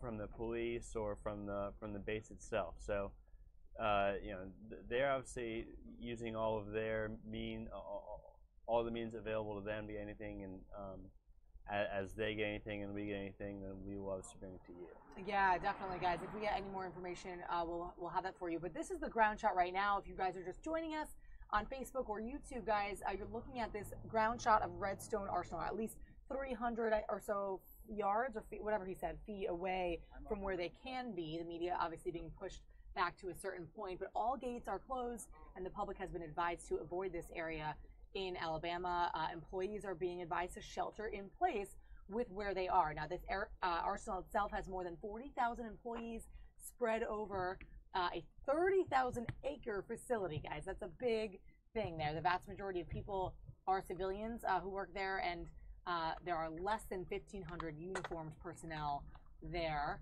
on the scene. It is home to Army Aviation and Missile Command, Army Materiel Command, and Marshall Space Flight Center, other facilities as well. So lots of interest surrounding the scene right here as we continue to watch if this is a possible active shooter situation or what really is happening. And like Cam said, the only information they've been able to make contact with is loved ones contacting their fellow loved ones inside the arsenal, the employees who, as of now, we only have the information that there have not been injuries reported, but that this continues to be a scene. Now, we keep sort of refreshing, looking for more information here via tweets and articles, and that's all we know right now. So again, check out this tweet here from the governor, Kay Ivey. She sent out a little message earlier saying that her office had been updated about the situation and that she's continually closely monitoring and praying for a peaceful and quick resolution down there in Alabama. There is a reporter there on the scene sort of staying and waiting for more information to come through, and we'll bring that to you as well when we have it.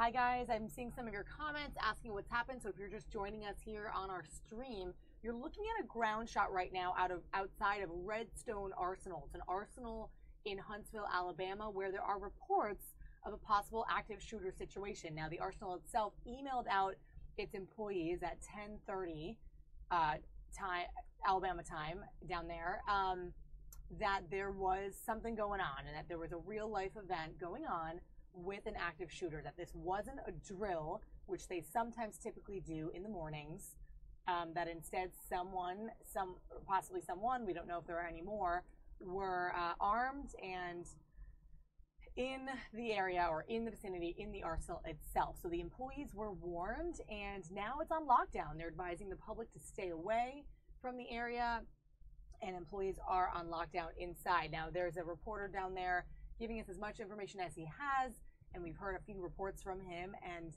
nothing new has really blossomed. So we are watching and waiting on all the relevant tweets and articles about this to kind of effort some more information for you guys. But I was showing you earlier, the governor did tweet out about this, that she had been updated and is continuing to monitor the situation.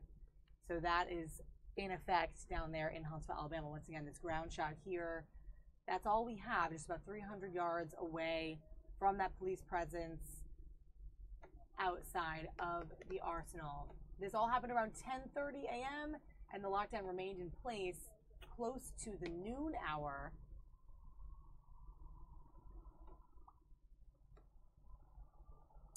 And also of interest is the spokesperson for the arsenal itself, Christopher Colster, said that the location of the incident, whatever that may have been, if there is one, had not been determined through people inside the arsenal. There we go. There's our shot kind of moving. We'll see what other information gets down the pipeline there for him to report to us. But again, guys, no injuries reported as of now from what we know from the spokesman of the arsenal itself. So kind of a scary situation down there. You can see this is the one shot that we have. It would be kind of neat to see sort of a chopper video or something of the space itself. It's a very large area. The arsenal has more than 40,000 employees and is spread out over 30,000 acres in its facility. So we were also reading that only 1,500 of which are uniformed personnel. The rest, the majority, are civilians inside the arsenal.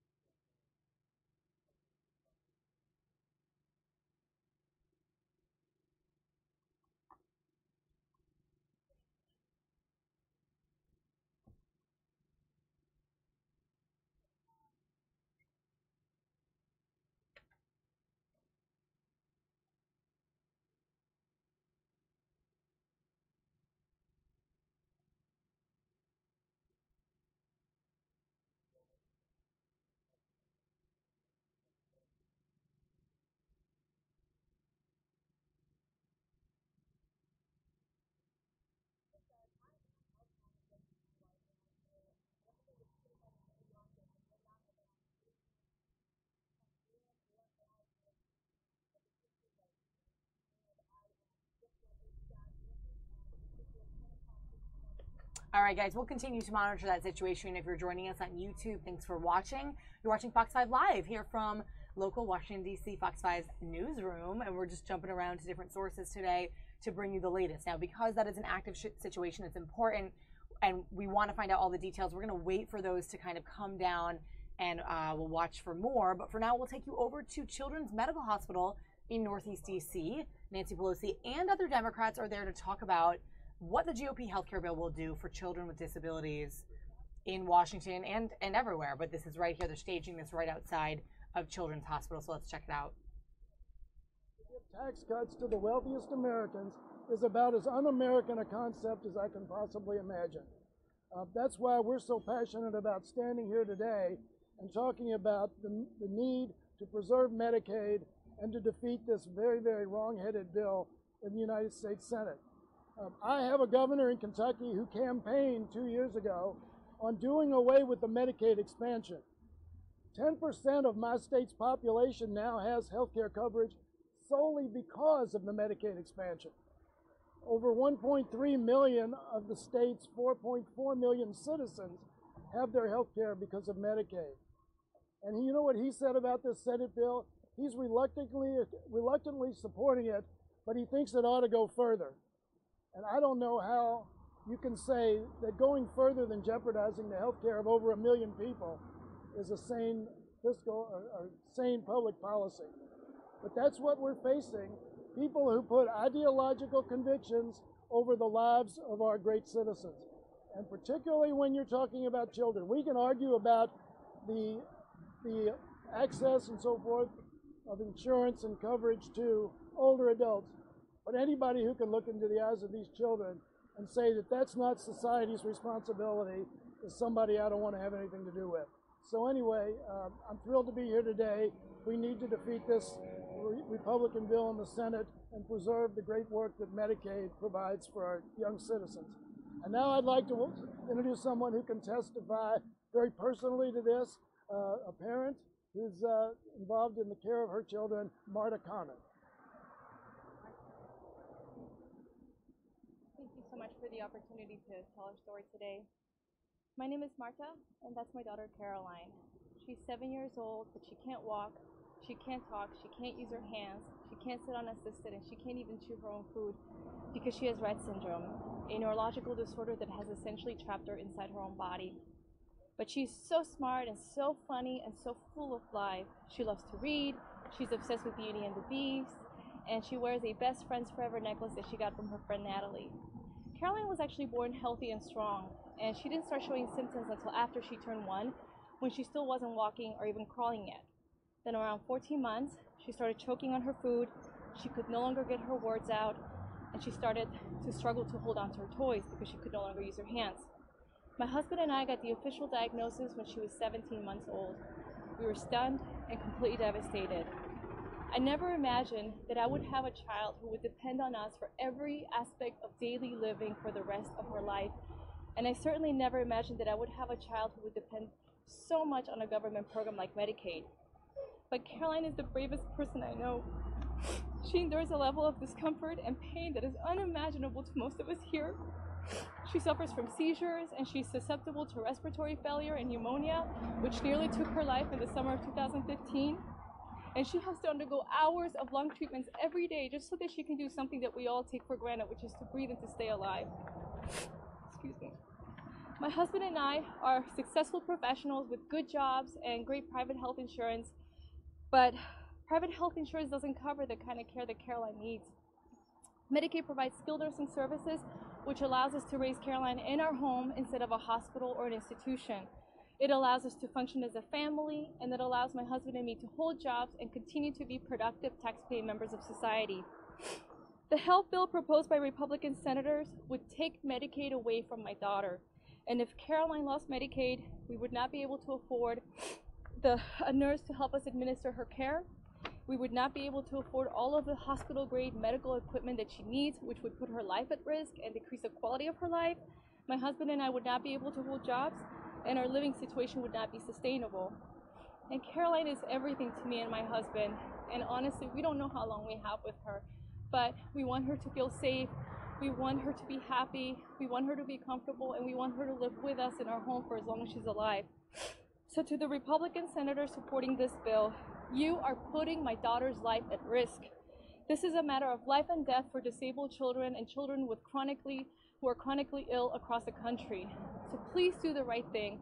Do not pass Trump care. Thank you.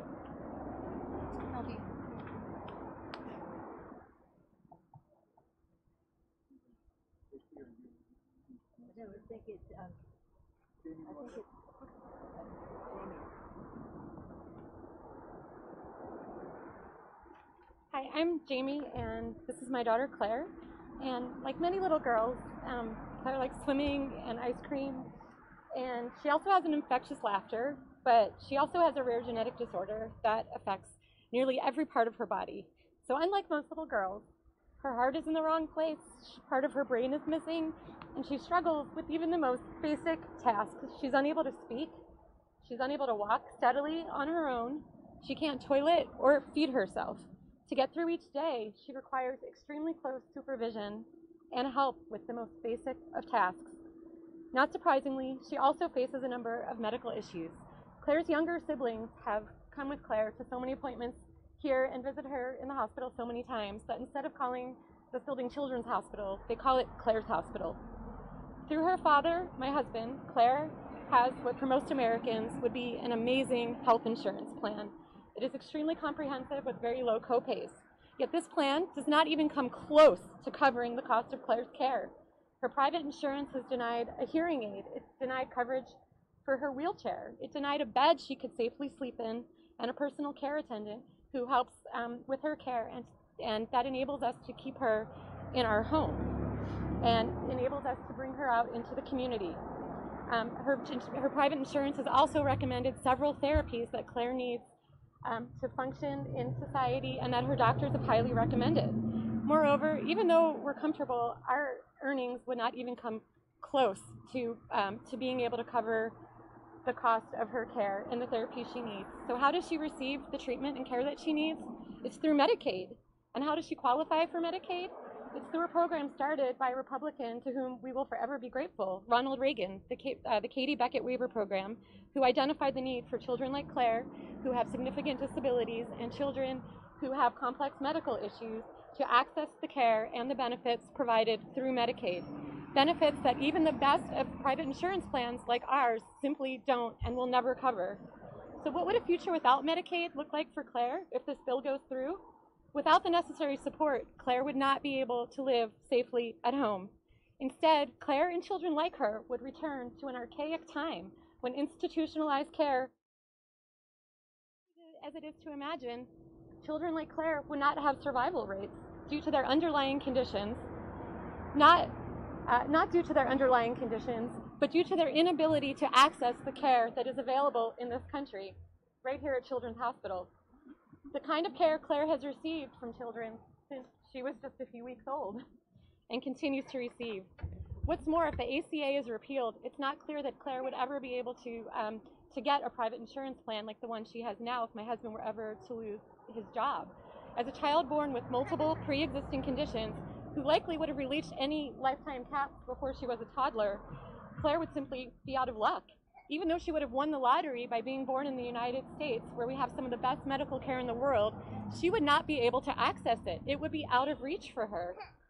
There's a very real chance that without Medicaid, Claire would not only languish, but even die. Disability and poor health reach all of our families eventually. It's something that's guaranteed to reach every one of us across party lines. If Claire and others like her lose access to Medicaid, we will have abandoned the most vulnerable members of our society, and that is not the kind of country we should be. Thank you. And I'll introduce Congressman Raskin now. Well, I want to thank Jamie and Claire and Marta and Caroline for stepping forward to tell their stories. They speak for hundreds of thousands of people across the country who are in the exact same position. And I'm delighted to be part of this delegation led by Leader Pelosi to come to Children's Hospital, because Children's Hospital Association, which represents hundreds of children's hospitals across the country, has come out against the Senate health care bill, which would be devastating for the work that they do with these kids every single day. And it's not just that. We're also talking about throwing 22 million people off of the Affordable Care Act and dramatically curtailing and really ravaging the Medicaid system because of the changes made to it. So we're going to do everything in our power to stop the Senate from adopting a health care plan that seems like it was designed by the makers of the Hunger Games, where hundreds of billions of dollars flow up the income ladder in a tax break to the wealthiest Americans, and everybody else is left to fight for the scraps to get the health care that they need for their children and their families.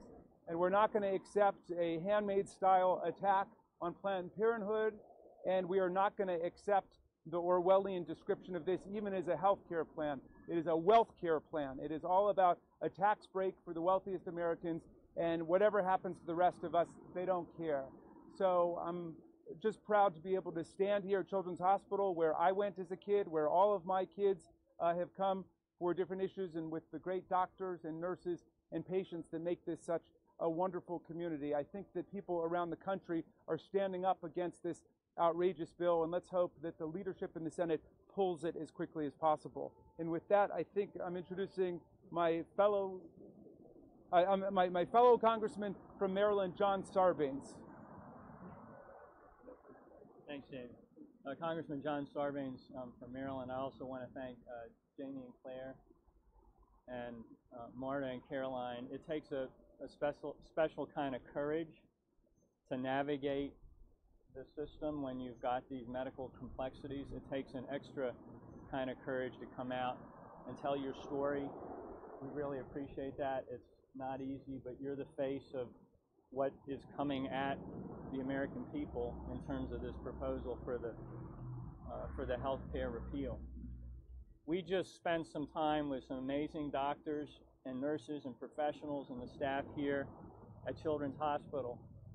What they do every day is really awe-inspiring. I can't do what they do. We can't do what they do. I don't have that skill set. I can't perform a surgery that can save a child's life. I can't coordinate the complex care that's needed so that they can survive from one day to the next. What I can do and what all of us can do as members of Congress is we can try to make sure that the resources, the support that this hospital needs, and all the professionals who work there, and all the families who benefit from that care, we can make sure that those resources can continue to flow. And that's why we're here today, to draw attention to the magic, the miracles that happen in this hospital, and why it's so important that we continue to protect the programs that can provide resources so that this magic can happen in hospitals like this all across the country. Americans are decent and compassionate people.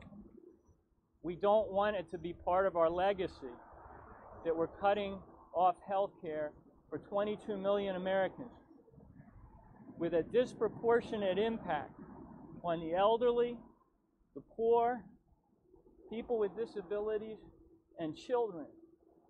That's heartless. That's what this proposal, this Senate proposal to repeal the Affordable Care Act represents. It's shocking to the conscience. And that's why we're here today, to implore the United States Senate to reject this proposal and make sure that institutions, organizations like the Children's Hospital here in Washington, D.C., and other providers across this country have the means to deliver the kind of care that can make a difference in the lives of Claire and in the lives of people like Caroline. And with that, let me turn it over to Pramila Jayapal, my colleague. Thank you so much. My name is Pramila Jayapal, and I represent the 7th Congressional District in the state of Washington. It is not hyperbole to say that people will die if this bill passes. We saw 2 kids upstairs, Nolan and Camille, who will die if their care is taken away. We've heard the courageous stories of the parents of Caroline and Claire, who talked about exactly what their kids need and why Medicaid is so essential. In our home state of Washington, my home state of Washington, Medicaid expansion allowed us to cover an additional 600,000 people across our state. We cut the uninsured rate in half, and we created over 22,000 jobs in the state of Washington. In our state, almost 250,000 kids are kids who have these severe illnesses and complex conditions, autism, Crohn's disease, all of these things that you've been hearing about. So this is a matter of life and death. And I'm deeply grateful to the staff, the administration of Children's Hospital. I'll tell you that I am a parent myself of a kid who was born at 26.5 weeks. He was 1 pound, 14 ounces. He had hydroencephalitis, he had seizures, he had just about everything that a kid can have, but he was one of the lucky ones. He was one of the ones who got this kind of care, and he was one of the ones that grew and thrived because of it, and today he's 20 years old, taller than me, and way too much mouth sometimes. But he is a kid that deserves that chance. He got it, but these kids deserve that. Kids across our country deserve that. And if this bill passes, and let's be clear, it is not a health care bill. It cannot be a health care bill if it cuts 22 million people off of health care, 46 million by 2026. That's not a health care bill. So I hope that my Republican colleagues in the Senate will stand up and remember that our heart and our compassion in the United States of America is great. What we need to do is show it by defeating this bill. And now it's a tremendous honor to introduce our leader, a champion for kids, a champion for families, Leader Pelosi. Thank you very much, Representative Jayapal. It's an honor to be here with you and Ranking Member on the Budget Committee, Mr. Yarmouth, with our hosts in the district who are in Delegate Eleanor Holmes Norton, with John Sarbanes of Maryland, and we met some constituents inside who presented their challenges, and Congressman Raskin. But I know they would all agree that the VIPs at this presentation are Jamie and Marta. Thank you so much for sharing. Thank you, Claire. One thing we know about Claire, she has spirit, and she has her independence, and that's what we want her to have. Thank you, Marta, for sharing Caroline's story with us. Nothing is more eloquent. No words about policy could express more clearly the need for us to reject the bill that is in front of the Congress, that will be in front of the Senate perhaps tomorrow or the next day. Thank you for caring. These children are all of America's children. We all have a responsibility to them and all of our children in our country. And we thank you for the beautiful care that you take of Caroline. And we hope that we can be your partners in caring for her as we reject this bill. And to Jamie, thank you for, to your whole family, and I know this is a family affair, when a child with complex challenges is born into your lives. On Sundays in Mass, when they ask for, are there any, we have the special prayers, and then they say, does anyone have a name they want to shout out? I always shout out the name of Jacqueline, a very close family friend's daughter, who is challenged in many ways as well.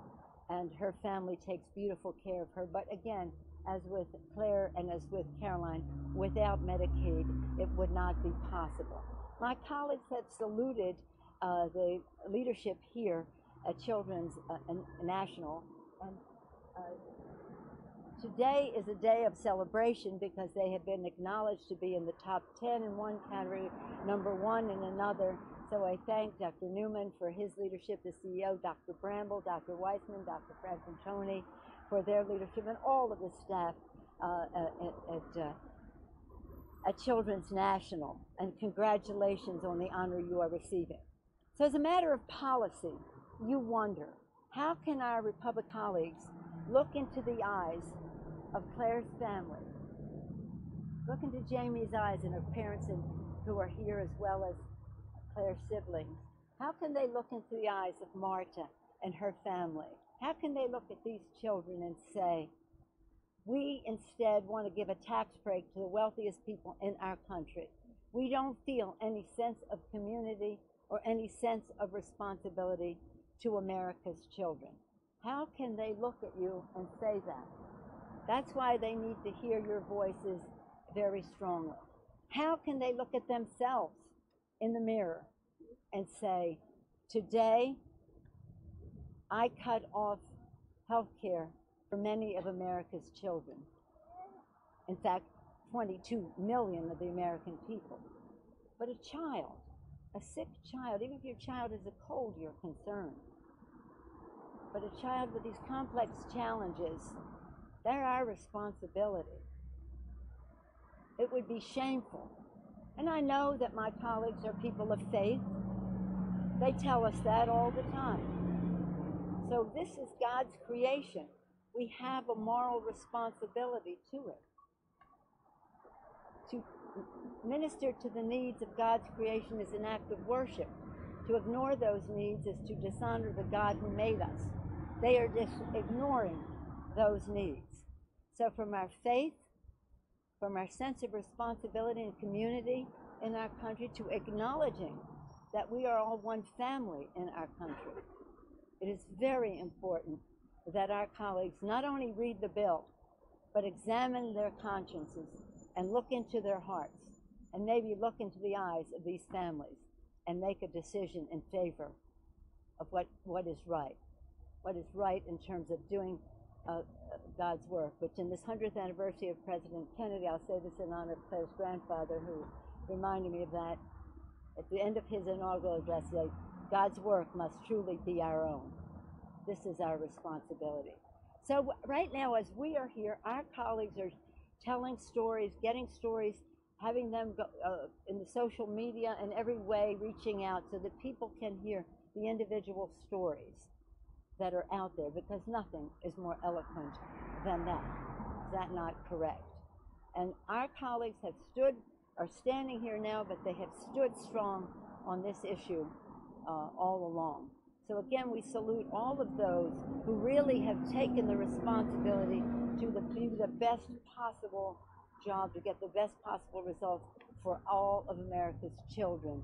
And we wish that our colleagues would cooperate. One letter that one of my colleagues, Rosa DeLauro, read today said, my colleague, she referenced the Medicaid, and she said, Medicaid has been my co-partner in caring for my child.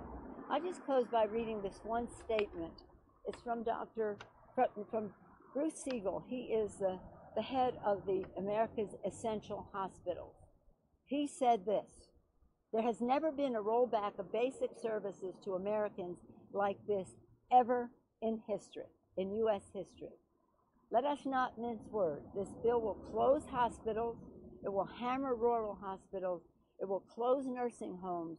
It will lead to disabled children not getting services. People will die. That is an accurate depiction of what our colleagues think they're going to vote for tomorrow. We can't let it happen. Thank you all for helping us spread the word. And thank you to Children's Council.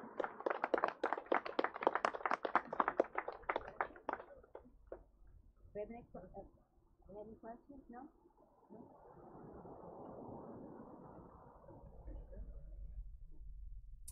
So, guys, that was Nancy Pelosi as well as some other Democrats there talking about health care right outside of Children's Medical Hospital here in D.C.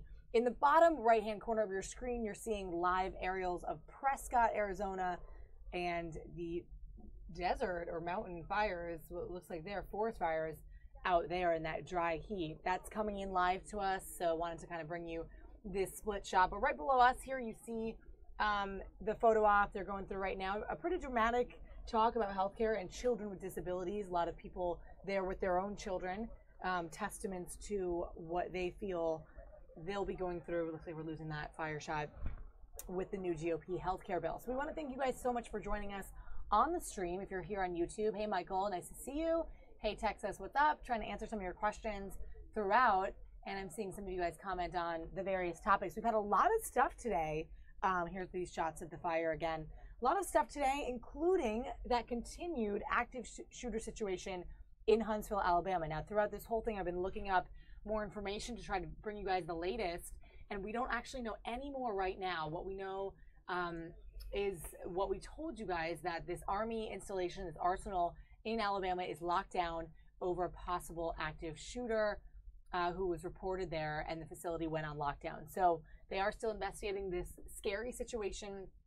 The tweet that was tweeted out first was to tell the employees and the people there, run, hide, fight. Those were the words that they're instructed to do in a case of an emergency like that. So that's something that we're still kind of watching and waiting on. We don't have any more feeds coming in there, but if you guys were joining us for that, that's what we had earlier. We also saw the breaking news out of Manhattan, the subway derailment, which was crazy to see. We do know a little updated information on that, and that is that 34 minor injuries were reported. So these were non-life-threatening injuries from people that suffered injuries from these subway cars. I believe there were 3 or so, according to a tweet that we saw, derailed at the 125th Street subway exit in Harlem. Yep. I mean, obviously that's scary. We're still monitoring the shooter situation. The arsenal is still on lockdown, and will be, I think, for the foreseeable future until they can get some kind of resolution internally as to what exactly is going on, find the suspect, get to the bottom of it. Right.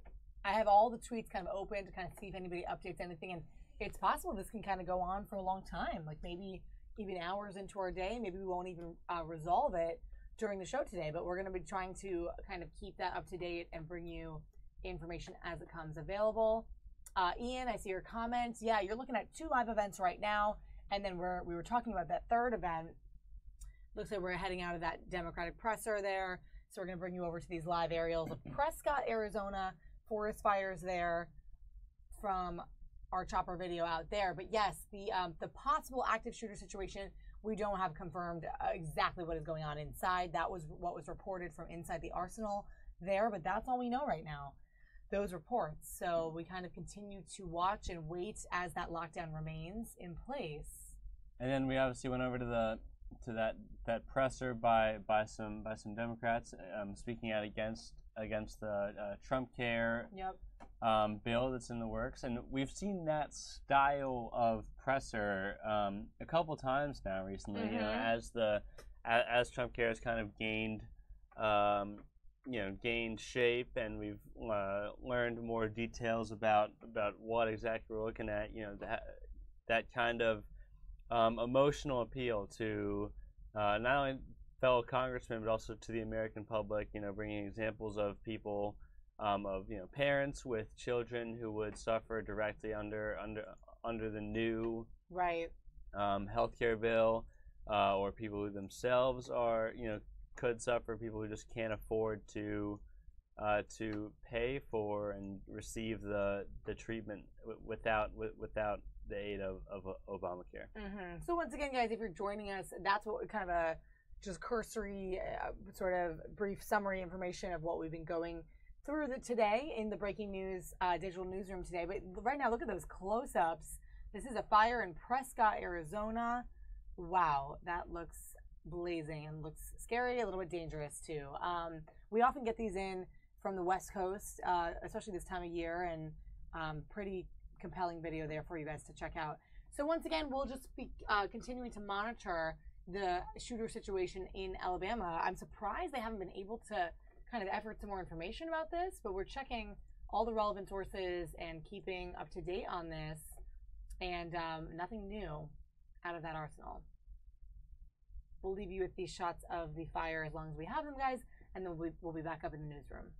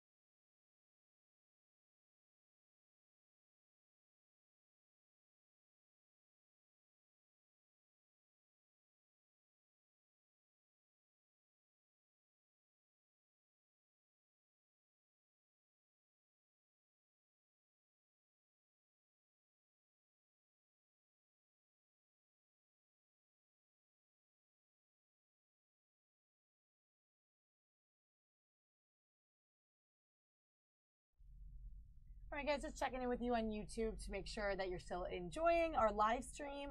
Feel free to chat along with us on the live chat. I'm going to try to answer some of your questions as well. And if you like our channel, guys, don't forget to click that button that says subscribe so you can log on whenever you feel you want to check in with our news and see me and Cam here behind the digital news desk. So we're bringing you live aerials here of this forest fire in Prescott. It's a national park, I believe, or national forest. Yeah, it's part of the national forest in Prescott, Arizona. Pretty crazy video there, close-ups of this forest fire. Receiving word that the fire has actually scorched now up to almost 4,400 acres of land. So obviously incredibly extensive and still not under control as far as we can tell. Yeah, that is far and wide for sure. Texas, you were checking in, asking about our interns. Intern Cam here. They're here for the summer, so and Emily too. She had to leave us today, but they're here to really augment the digital program here this summer, and they're here for the summer. Then they go back to school. So down the line, who knows what kind of field they'll get into vis-a-vis Fox or journalism. But yeah, we'll see where it all leads, right? I know Cam's interested. Hopefully somewhere big, yep, and sports related. He likes the sports. For me. Super great, great journalism. Sports journalism is awesome. So yeah, it's a summer program. Trying to answer some other questions. I think we've kept you guys up to date on what we were covering. But it's unfortunate we don't have any more feeds or more information on the situation in Alabama. That I think is one of the more pressing things today, and we'll kind of wait to hear more on that. And Ian, yeah, you're saying that yesterday was a little fire. Yeah, we get footage of fires, often because these vast areas of land and of course national forests and stuff out west, and I think more of a propensity for fires in the dry heat out west. I'm not a meteorologist, but knowing sort of a little bit about that and sort of the geology out there, we do get this video in from time to time. This one seems to be quite a big one. I'm not sure if we're losing the chopper feed now as we speak. We may be. But, yeah, that's where we're at, guys. We're going to come back in here. What else do we have to talk about, Cam? Still kind of waiting for more. Yeah, I haven't seen too much more breaking news.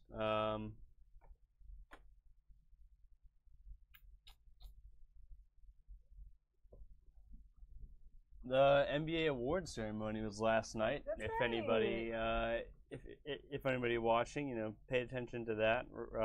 Russell Westbrook got the MVP award. Not altogether surprising. I saw that on our morning. Yeah. So, but if you have any thoughts on who got snubbed, especially from, you know, the rookie of the year voting, to me, I thought was pretty surprising. I thought that Dario Saric with the Sixers might win it over Malcolm Brogdon, but who plays for the Bucks and actually played for UVA in college last year. So kind of a local connection there. So congratulations to him for the rookie of the year. I thought Dario Saric might win it. So that was probably the surprise of the day from me. I know that obviously all the all NBA first team, second team, third team came out, which is always a hotly debated topic, especially now in the NBA. With once you know, if you qualify for one of the all NBA teams, then you're through the bargaining agreement, you're eligible for kind of like a bigger contract, even above what they consider the max contract. Okay. Somewhere in the range of like $40 million a year, which is just unreal money, ridiculous money. Yeah. So it kind of is relevant. I mean, relevant as you know, you make $40 million instead of only $30 million, which tough break. But so tough. It's relevant. It kind of does matter, yeah, especially if you're on the edge of being one of those kind of elite players. So. Right. Cool. That's interesting. Did you watch it last night? I didn't watch it. I was just kind of getting the getting the updates. I was actually watching the Nationals Cubs game yesterday. Oh yeah, yeah. Our IT guy was actually there. Terrence was there at the game. Hey Terrence, if you're watching, what's up? So the Nationals are taking on the reigning World Series champions, Chicago Cubs, winning for the first time in 108 years. 108. A long time. Yeah. 108, 109, one of those. So. Right. So obviously, really big series. I mean, as big a series as you really can get in regular season baseball, but big deal. That's awesome. Yeah, so he has more on that. If you're just joining us, guys, it's Molly and Cam here inside the Digital Newsroom. We're looking up what's happening around the country, around the world, and we were earlier with our feed of the possible active shooter situation in Huntsville, Alabama. We don't seem to have another feed on that right now. Unfortunately, we lost that ground shot, possibly because there just is not any new information on this. So we're continuing to look for new information about it. Again, this Army installation arsenal, it's called Redstone Arsenal, is on lockdown in Huntsville, Alabama. According to sources, there's a possible active shooter reported inside, causing the facility to go on lockdown. There's more than 40,000 employees, most of which are civilians. 1,500 are uniformed. And so the question now is, what happens from here, and where do they go with this lockdown? So that's still kind of in question if you guys are just joining us. All right, let's go to this new feature on Snapchat. If you guys use this, what do you guys think? Snap Maps. Cam, are you involved at all in this? I am not. I actually don't even have a Bitmoji as of right now. I actually just made one. I didn't have one for so long, and I'm not sure I even am wedded to it. But with Snapchat being so big in the young 20s and 30s crowd, the millennial crowd, and greater, and now this new feature kind of allowing you to locate where your friends are, where there's hot material, see that hot spot of heat, like a heat map type thing. But people are warning Snapchat users about this feature.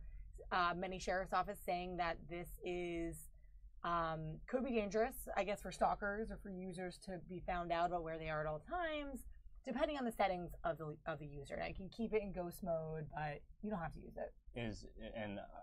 I assume ghost mode is where you won't show up on this? Yeah, or I think you so. Make yourself only available to friends, maybe? Something like that. I think you have both options. I'm also not a follower of it right now. I in my account, but I can see the warning on it. I mean, I think you just have to be careful in this day and age with stuff. I mean, you definitely do. I think that that's not particularly new. I don't think. I think that depending on how vigilant you are with letting people follow you on Snapchat or be your friends, chances are there are features like this on other social media sites and on and on your phone and just on anything else. So I don't know if this is necessarily that revolutionary as far as creating a new danger. I think that danger maybe already existed. I agree.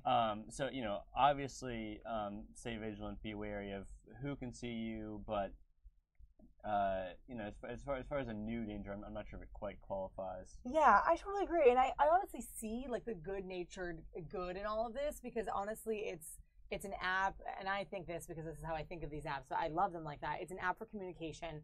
It's for connecting to the world around you. It's for connecting to old friends, new friends, and just being aware of people's whereabouts, enjoying the same things. And I honestly see the positive aspect of it. But of course, we do have to also look at the negative, and there is still bad people in this world, and you have to be vigilant about it. And children, of course, who are using this app, young people use this app, teenagers, people that might not be as aware of protecting themselves or surroundings. So I get that there is a warning, but I also see the good in kind of connecting further to your group of friends and whatnot. Again, I'm not a user of this feature right now. I'm not even sure if I will be, but it's interesting to me. Like Cam said, there's other apps where people willingly put it out there where they are. Facebook, Swarm, which used to be Foursquare, other apps where you check into places and you willingly show your location for a reason. So I think it's kind of interesting to see just the hype that this is getting. Of course, Snapchat trying to keep up with the competing apps on, socially connecting. As Instagram kind of ups their game, Snap has to follow behind it. So this does make me kind of want to get a Bitmoji a bit more, though. To be a person. Yeah, and I actually downloaded the Bitmoji app itself. And I got halfway through making it, but I honestly, I didn't know anything about it. I thought that I would just it would take a picture of my face and kind of do it itself. That's what I wanted. And the fact that I have to pick it honestly makes it so much worse. I don't think I know myself that well. Yeah, it's just it's weird for me to have to make my own decisions on that. And interestingly, Cam, I just downloaded it. I had the app too and hadn't done it, and then I was like, let me just try it out. And I recently did it. I want to say it takes the general shape of your features from that quick selfie that you take, and then you can edit it, or maybe it just starts in a default and everyone's the same. Okay. And you pick. Mine, I think, was default. Maybe mine was too. But I wish I could do something like that. I would take.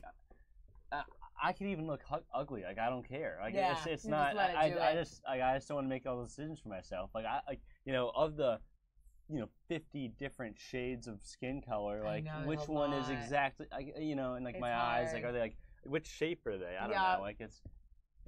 That was tough for me. So I got a third of the way through it and then just quit out and deleted the app. Oh, that's hilarious. It was too intimidating. It was too intimidating. Too intimidating. Too much room on your phone. But I totally know what you mean. These maps, and you're looking at the shot of the map and what it would look like. It is kind of fun to see the emoji, because if it resembles the person, if they're uniquely featured or something, you'll know who it is. And again, I really do see the good in communicating. If you're in a big city like New York or something and you want to be like, where is so-and-so? Oh, cool. So I see the positives in it.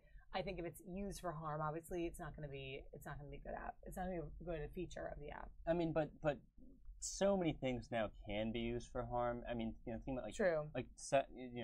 All social media, everything internet based can, at the very least be cyberbullying, be, stalking, be, so it's in an era of where all that's so prevalent. I mean, right. I think you almost can't judge or try, be aware, obviously, be vigilant, but right. There's some aspect of everything we do in our day-to-day life that can be used for harm. That I think that can't be the most prevalent feature on anything. You know, that's like sure, like it certainly can be used incorrectly.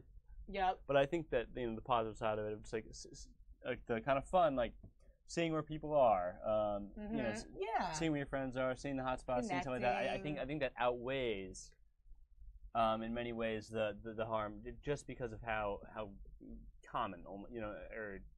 Yeah, I would hope it would outweigh it. That would be my hope, because I think it's a neat, thing to kind of connect to people on a map. But that's what you guys are looking at. There's another little trending topic that people are saying, you know, officials are issuing these warnings about Snap Map, which is what you're looking at, to connect the GPS of people on Snapchat with others so that they can follow them and their location. It's displayed publicly. Now, it doesn't have to be. You can edit that feature. But yeah. Guys, so we're continuing to monitor this active shooter reported at the Redstone Arsenal military post in Alabama. All I have right now is a still shot of sort of what's going on. So let me see if I can bring that to you guys so we can at least be back there.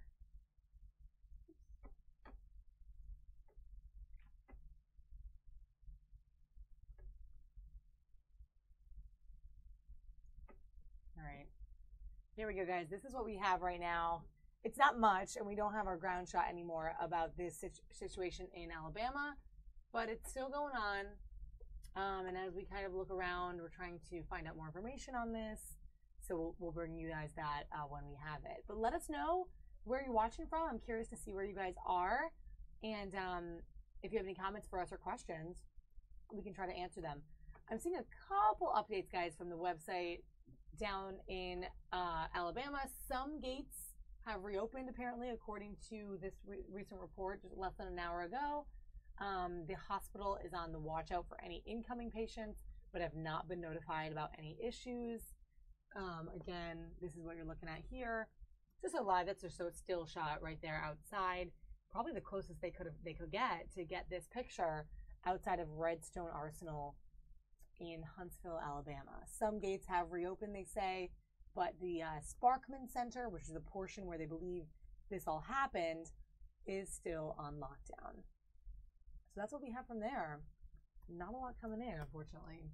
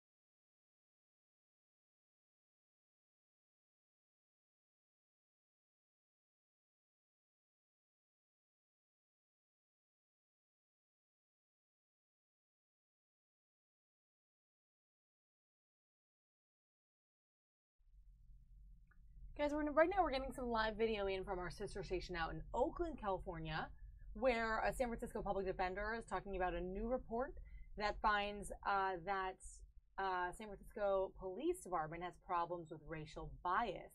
Pretty interesting. He's speaking now with a couple of mics there in front of him to a couple of station media outlets. So let's kind of listen in. If I can get this video to work, I'm going to bring that to you.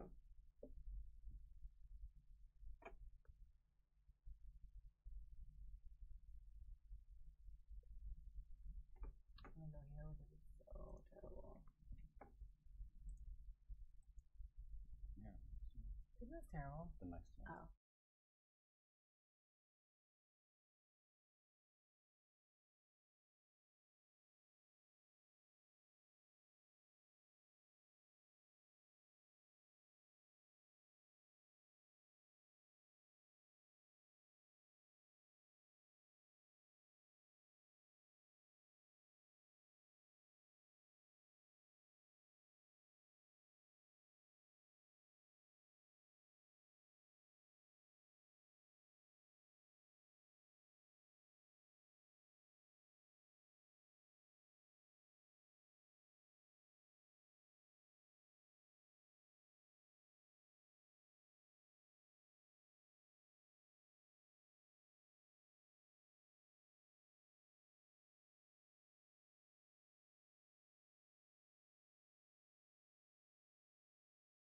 Who was convicted, the setting of bail, that all of these things showed great disparities in terms of how whites and blacks were treated differently.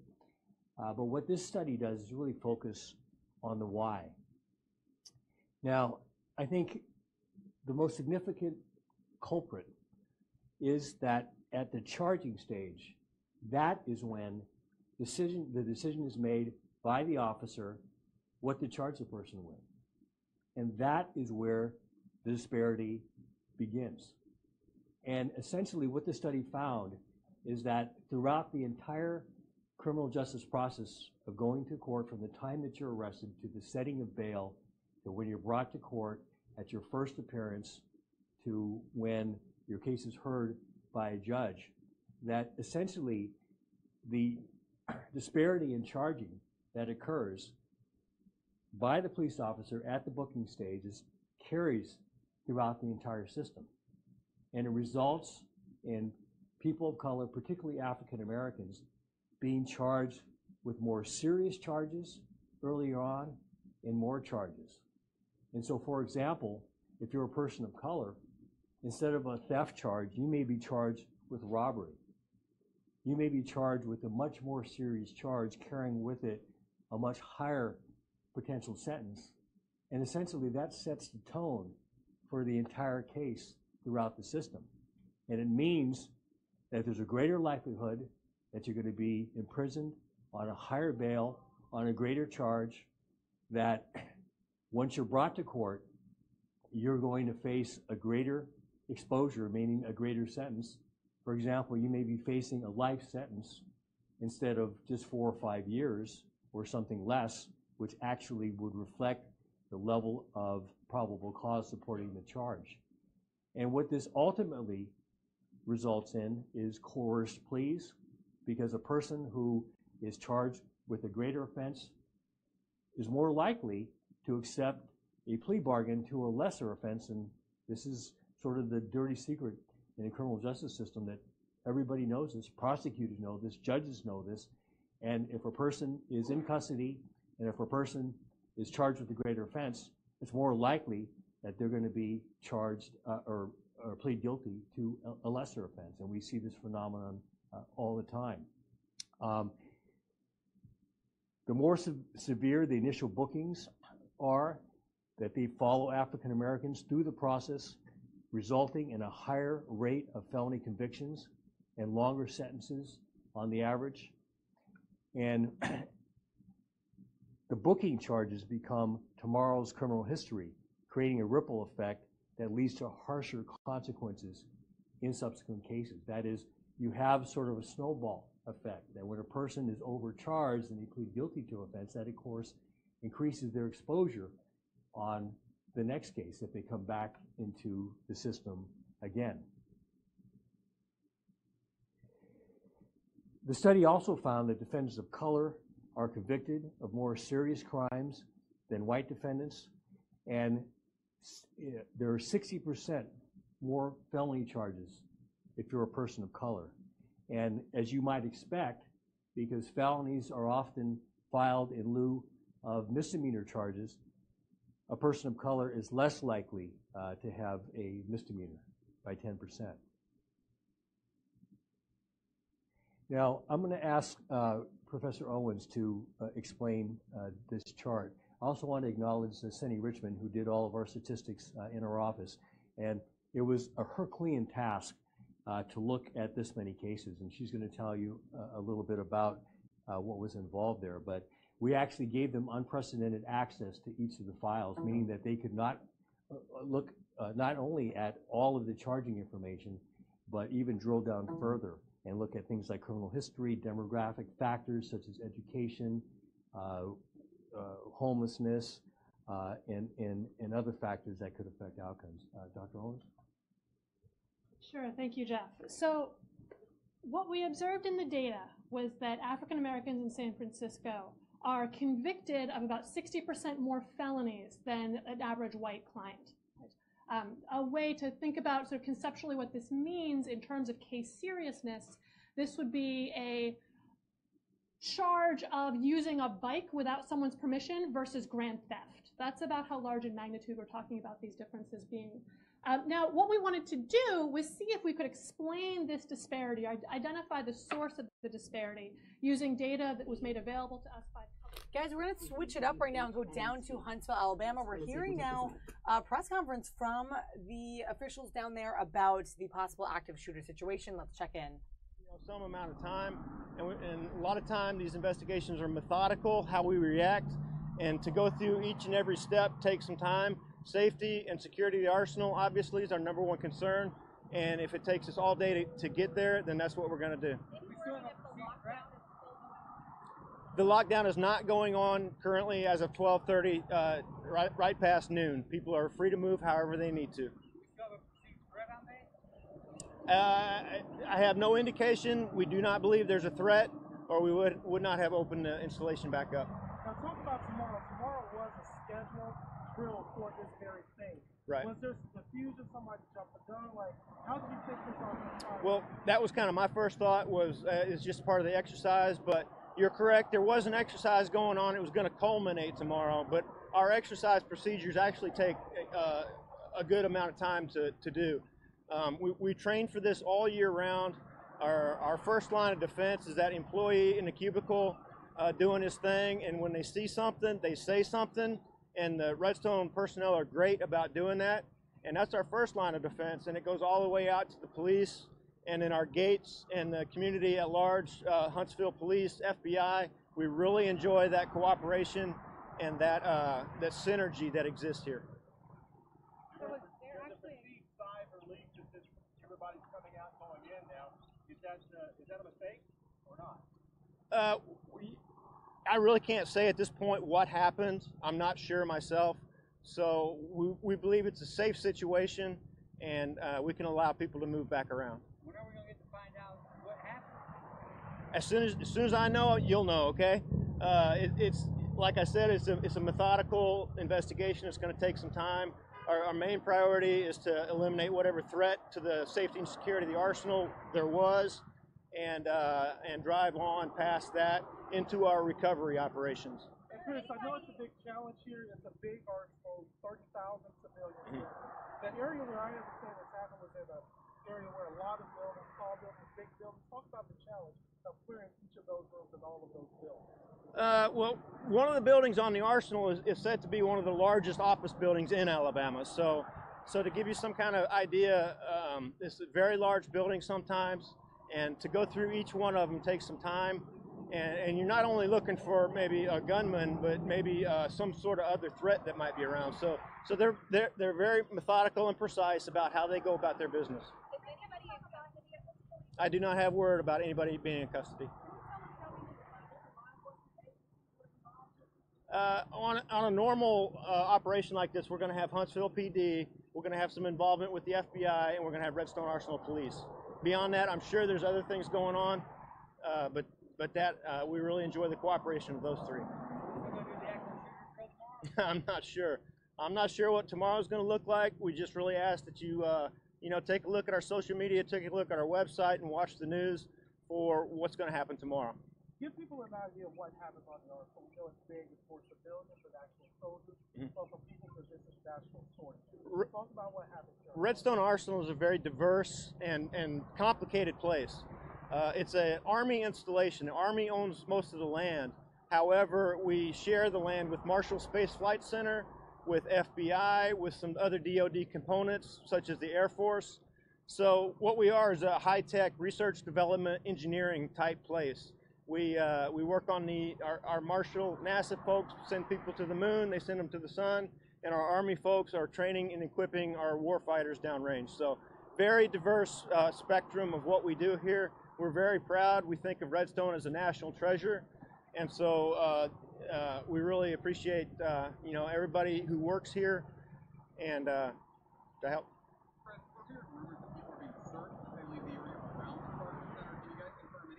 I can't confirm that, but like you just alluded to, there's 74 different organizations. 74 different organizations have their own security measures and methodologies, so each one may be a little bit different right now.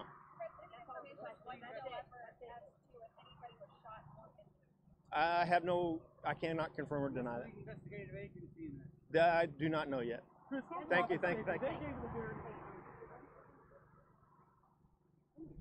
So a lot of things still not confirmed down there, but apparently this whole situation is contained and there are no more threats down there at the arsenal. I think we'll probably find out more as the day progresses and probably into tomorrow if they resume operations as normal at the arsenal. Pretty crazy stuff. Yeah. Could have been way worse. Definitely could have been way worse. Well, there's the update, guys. It was kind of vague, but from officials saying that everything is contained, so giving the all go ahead. Things are now slowly reopening, we're hearing, and things continue as usual. So, all right, I'm glad we were able to wrap that up in the show. We're still going here. It's almost 2 o'clock, but we're going to bring you back to San Francisco, where a public defender is discussing the new report that has found San Francisco PD possibly has a racial bias.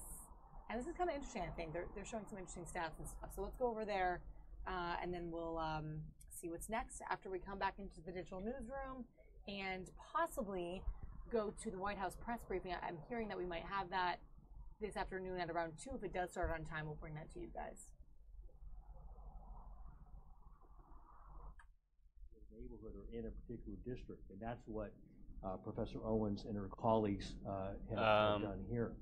So again, to sum up what we said earlier, right? If you're African American, it's 60% more felony charges, which are going to be brought against a felony defendant, and 60% more felony charges that we're going to see filed against African Americans compared to whites. When you look at all of the factors which could affect the conviction rate, the greatest factor is going to be booking charges, even controlling for everything else. And that's why the study is truly groundbreaking, because they looked at all of the other demographic factors. If you think about how difficult that is to track that for how many, 11,000? 16,000. Or 16? 10,000 at the end of the day. Yeah, 10,000 cases.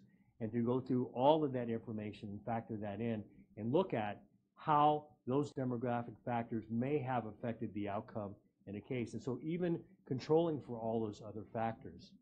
And again, by looking at the map, you can see how within communities in San Francisco, policing is different, charging is different, depending on where you are. And so part of what we're going to be doing, and I'll talk about this at the end of the press conference, is putting a new unit in place that is going to control for that. But before we do that, I want to introduce 2 people who really, I think, tell the human side a story behind overcharging and how it impacts racial minorities. Deputy Public Defender Elizabeth Camacho handled a case of Leslie Elliott, who is here. And they're going to tell you the story of what Miss Elliott went through, and it will really, I think, fill out how what we're talking about that impacts the life of many San Franciscans. Okay. Good morning, everyone. The daily struggle of a line deputy is to defend a client and fight for them.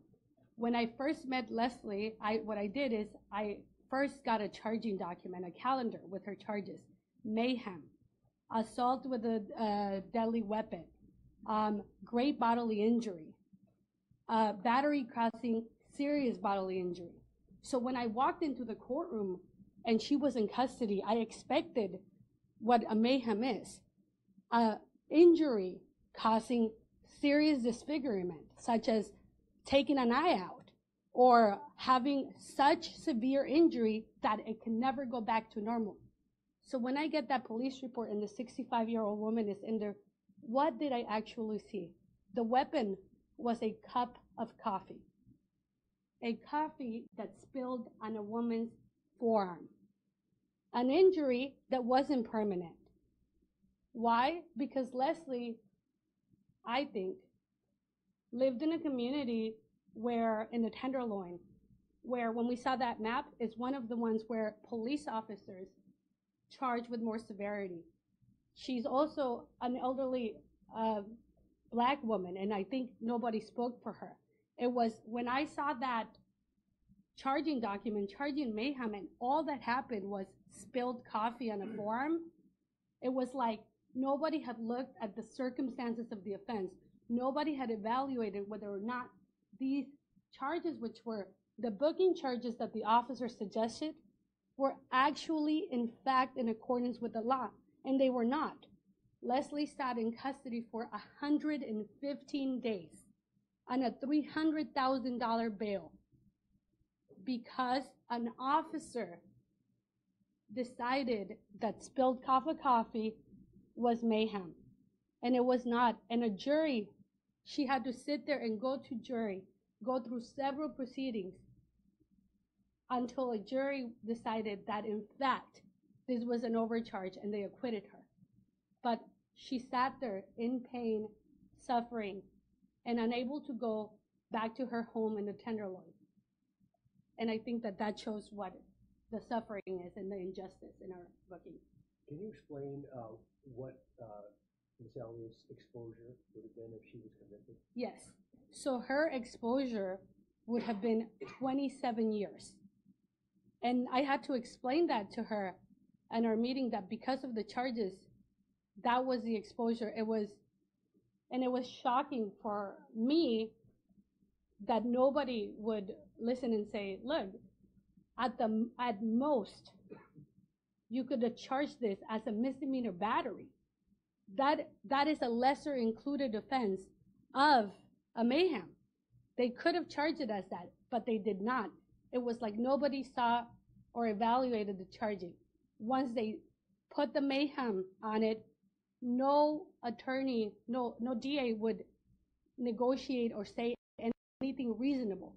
Leslie was just dubbed somebody who had caused serious bodily injury, so all the offers came in very high with prison offers on strikes. And that was, her final offer was still a strike for 2 years in prison before we went to trial. And just so people explain, so the mayhem charge was originally charged in the complaint. What happened to the mayhem charge, and what charges did you actually go to trial on, and what was the result after trial? So the mayhem... Guys, looks like we're getting a live shot possibly in soon from Huntsville, Alabama. That same reporter that was down there, bring you over to this feed now so you can see. We're going to listen in just for his final, probably conclusive, hopefully, report on what we just heard about the sum of that situation.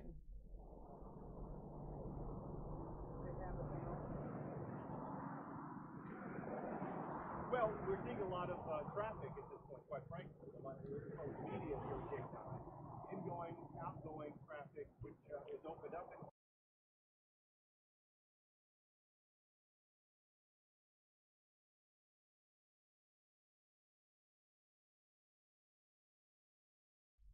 All right, we're hoping that this feed comes back to us in just a second, because that's where we were earlier, but that would be really great to get this sum up from down there. Stay with us, guys. We're going to effort this.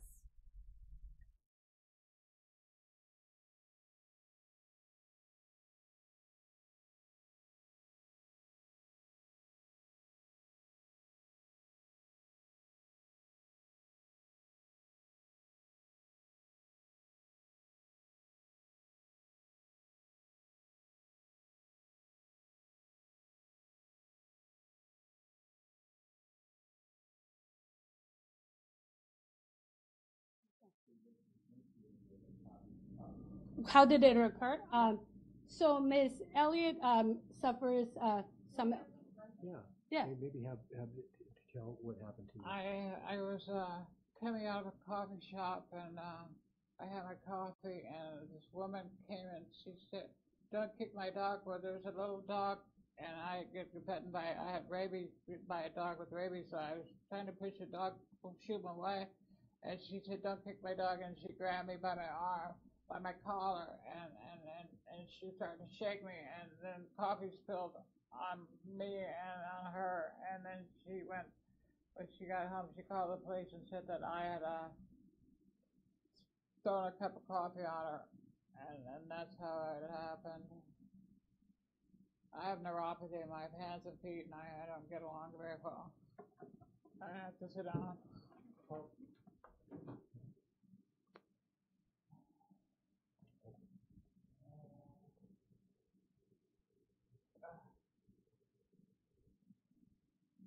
Maybe you could just express how you felt when you found out what the charges were against you. I didn't understand. Until someone came and talked to me for my doctor's office, and I still didn't understand. I didn't know I thought it was get hurt. I didn't. It was an accident.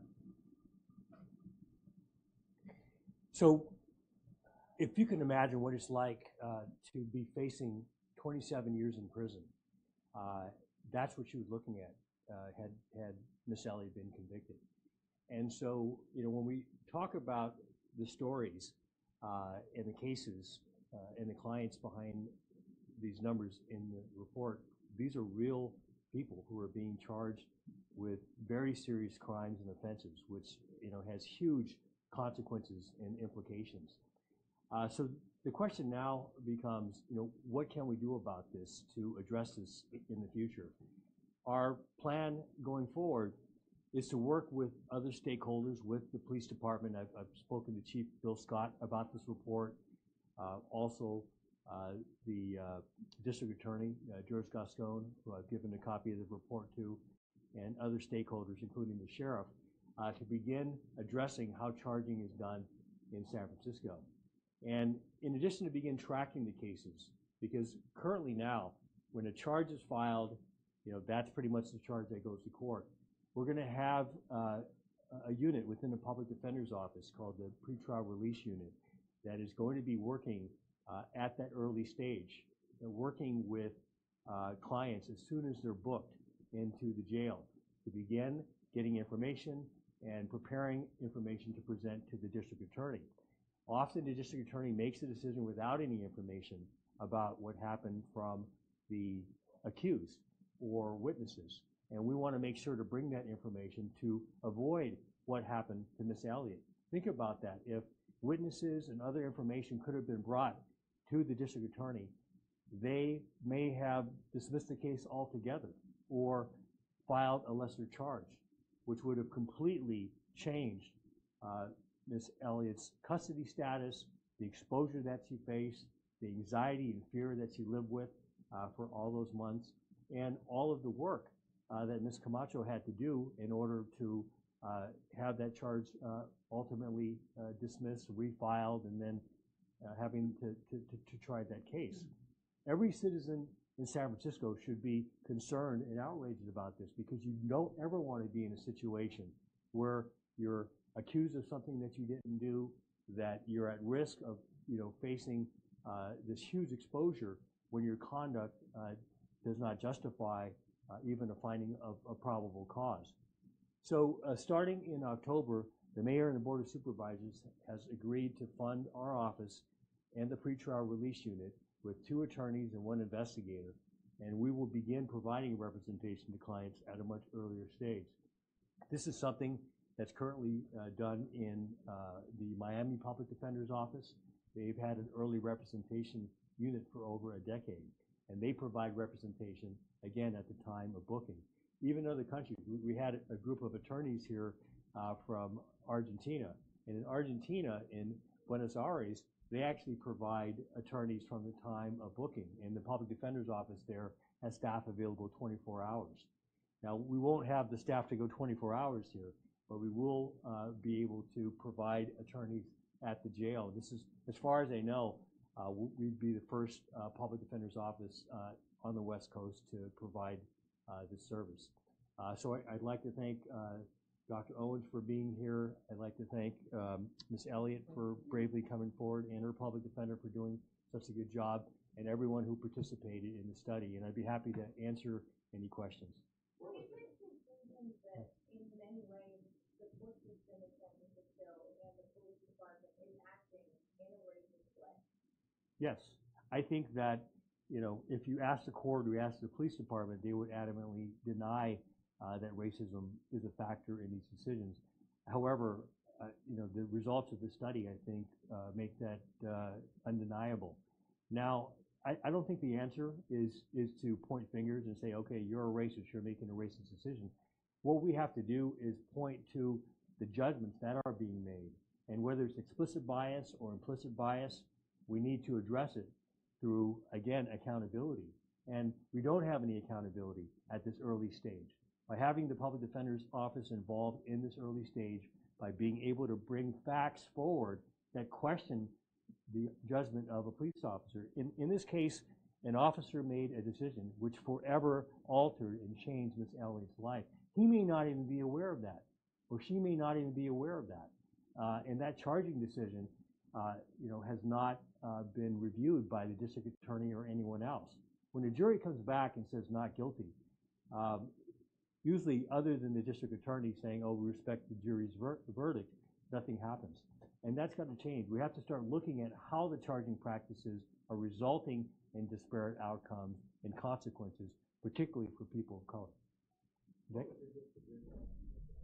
Guys, let's check out another thing going on in Capitol Hill right now. We're going to take you over to a Senate stakeout on Capitol Hill. We often see this happen. They set up a podium and they get ready for various senators to come out and talk about the events of the day, obviously of the week, today being the GOP healthcare bill, which we just found out in breaking news that it won't be, what was it, Cam talked about, it will not be voted on until after the July 4th recess, and this is mostly it's typical because put up to the fact that this didn't have the votes, and that, you know, and so Republican leadership knows that, obviously, and rather than you know, put up a vote that's going to fail, put up a bill that they'll get rejected, they're just not putting it up yet. Yeah, so again, Cam is talking about the repeal of Obamacare, which they were talking about this week, but the bill lacks sufficient support, and the Republicans, we think, know that,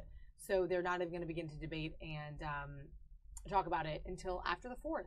So let's just kind of jump in here and see what we can get from Capitol Hill. And then we're waiting on, possibly, if you guys are still with us, the White House press briefing was slated to be at 2 o'clock today with Sean Spicer and Secretary of Energy Rick Perry. But I'm not really seeing it come in yet. So we're kind of curious if that's going to happen. So for now, we'll stay here in this Senate stakeout on the Hill.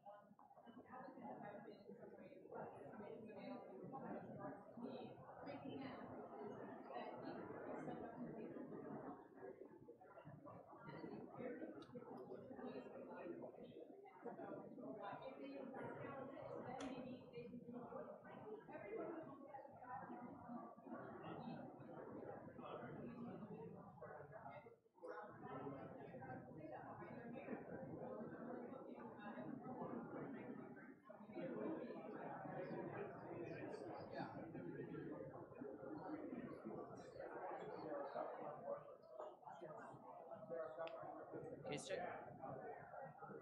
Just for like context, check your text. All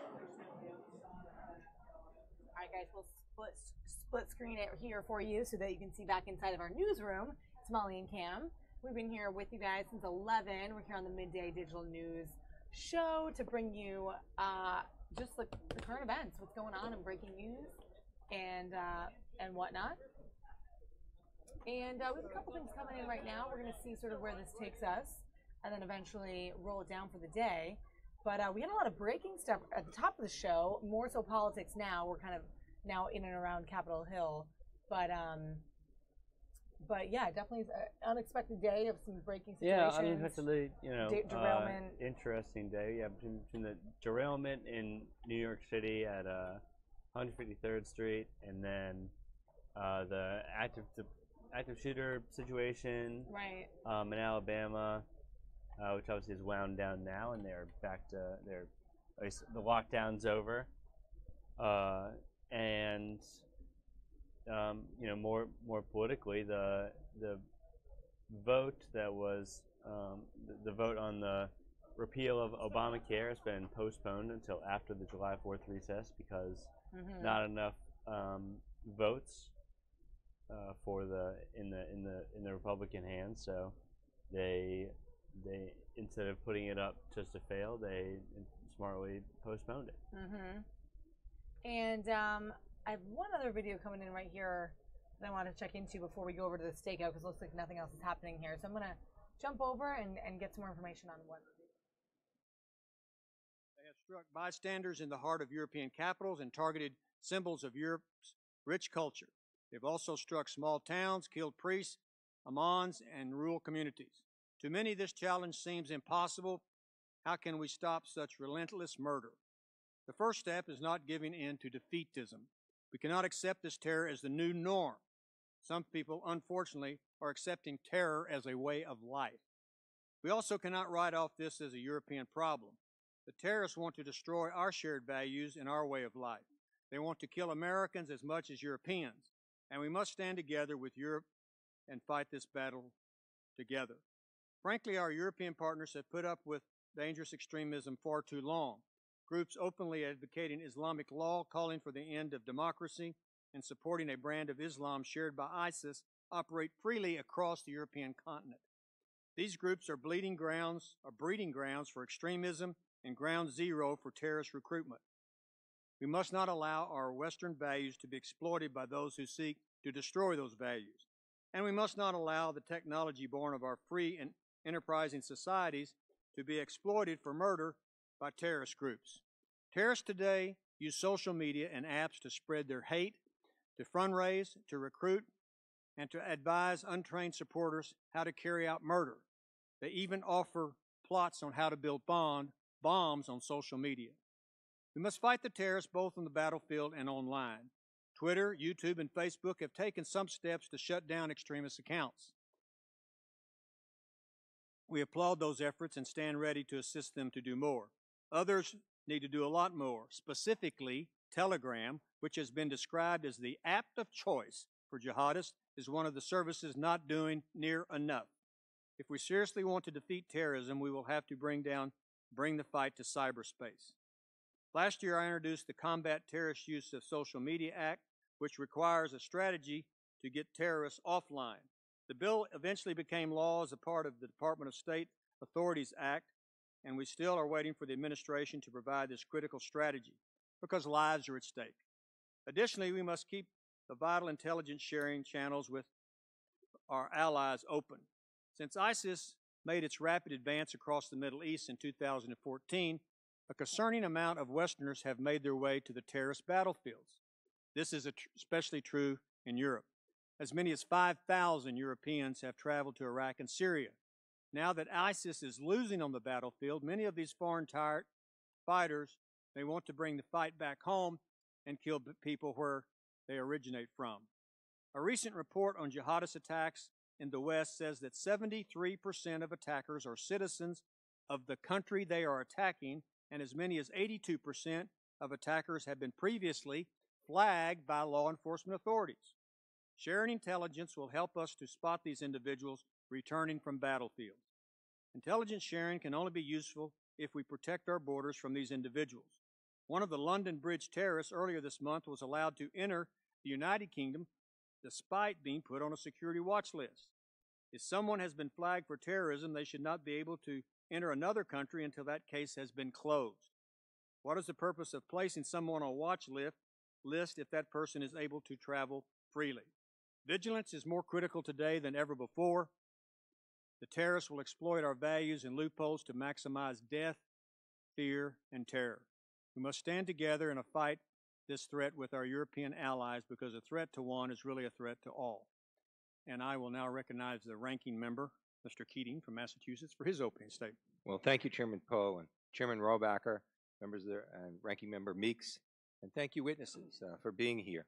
Chairman Poe and I, as well as other members of our subcommittees, have introduced resolutions regarding terrorist attacks when they've been carried out against our European allies, including countries that stood with us in honoring their Article 5 commitments under our NATO alliance. We stand with them in solidarity of this recent and all too frequent loss of innocent lives in their countries.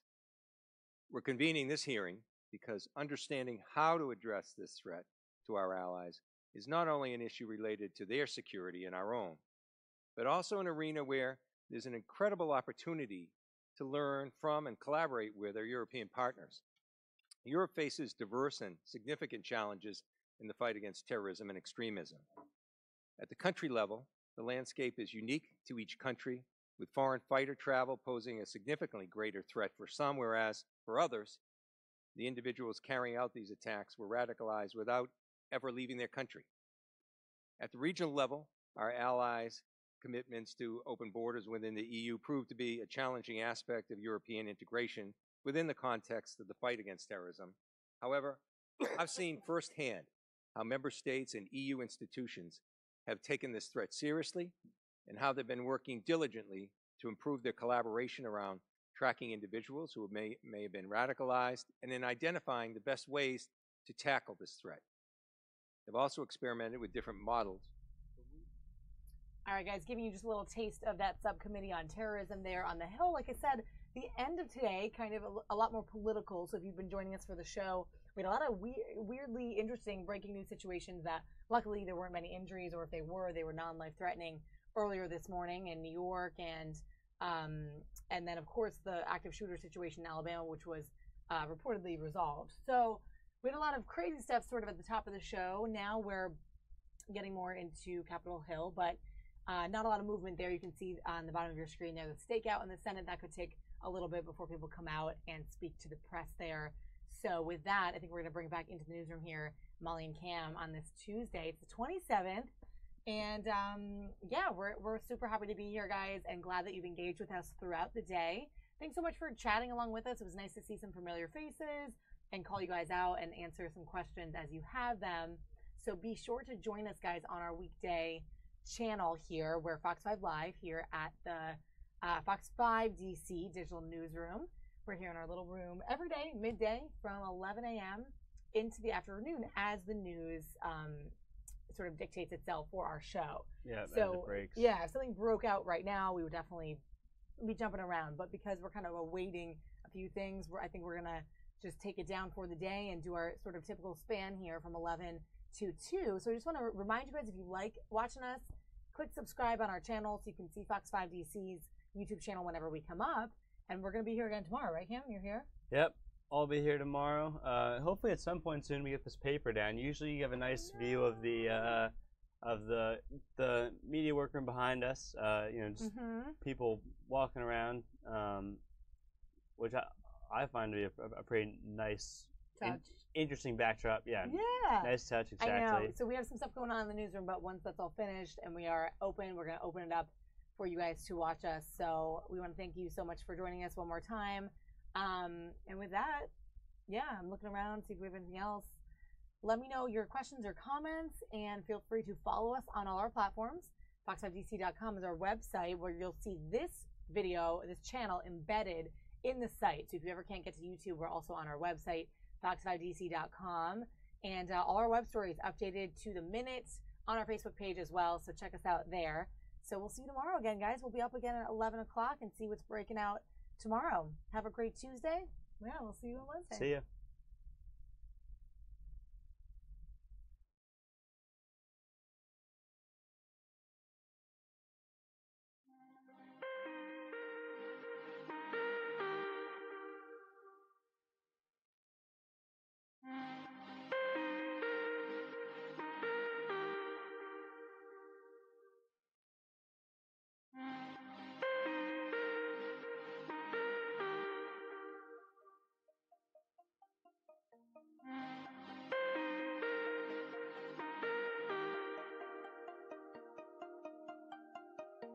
Bye.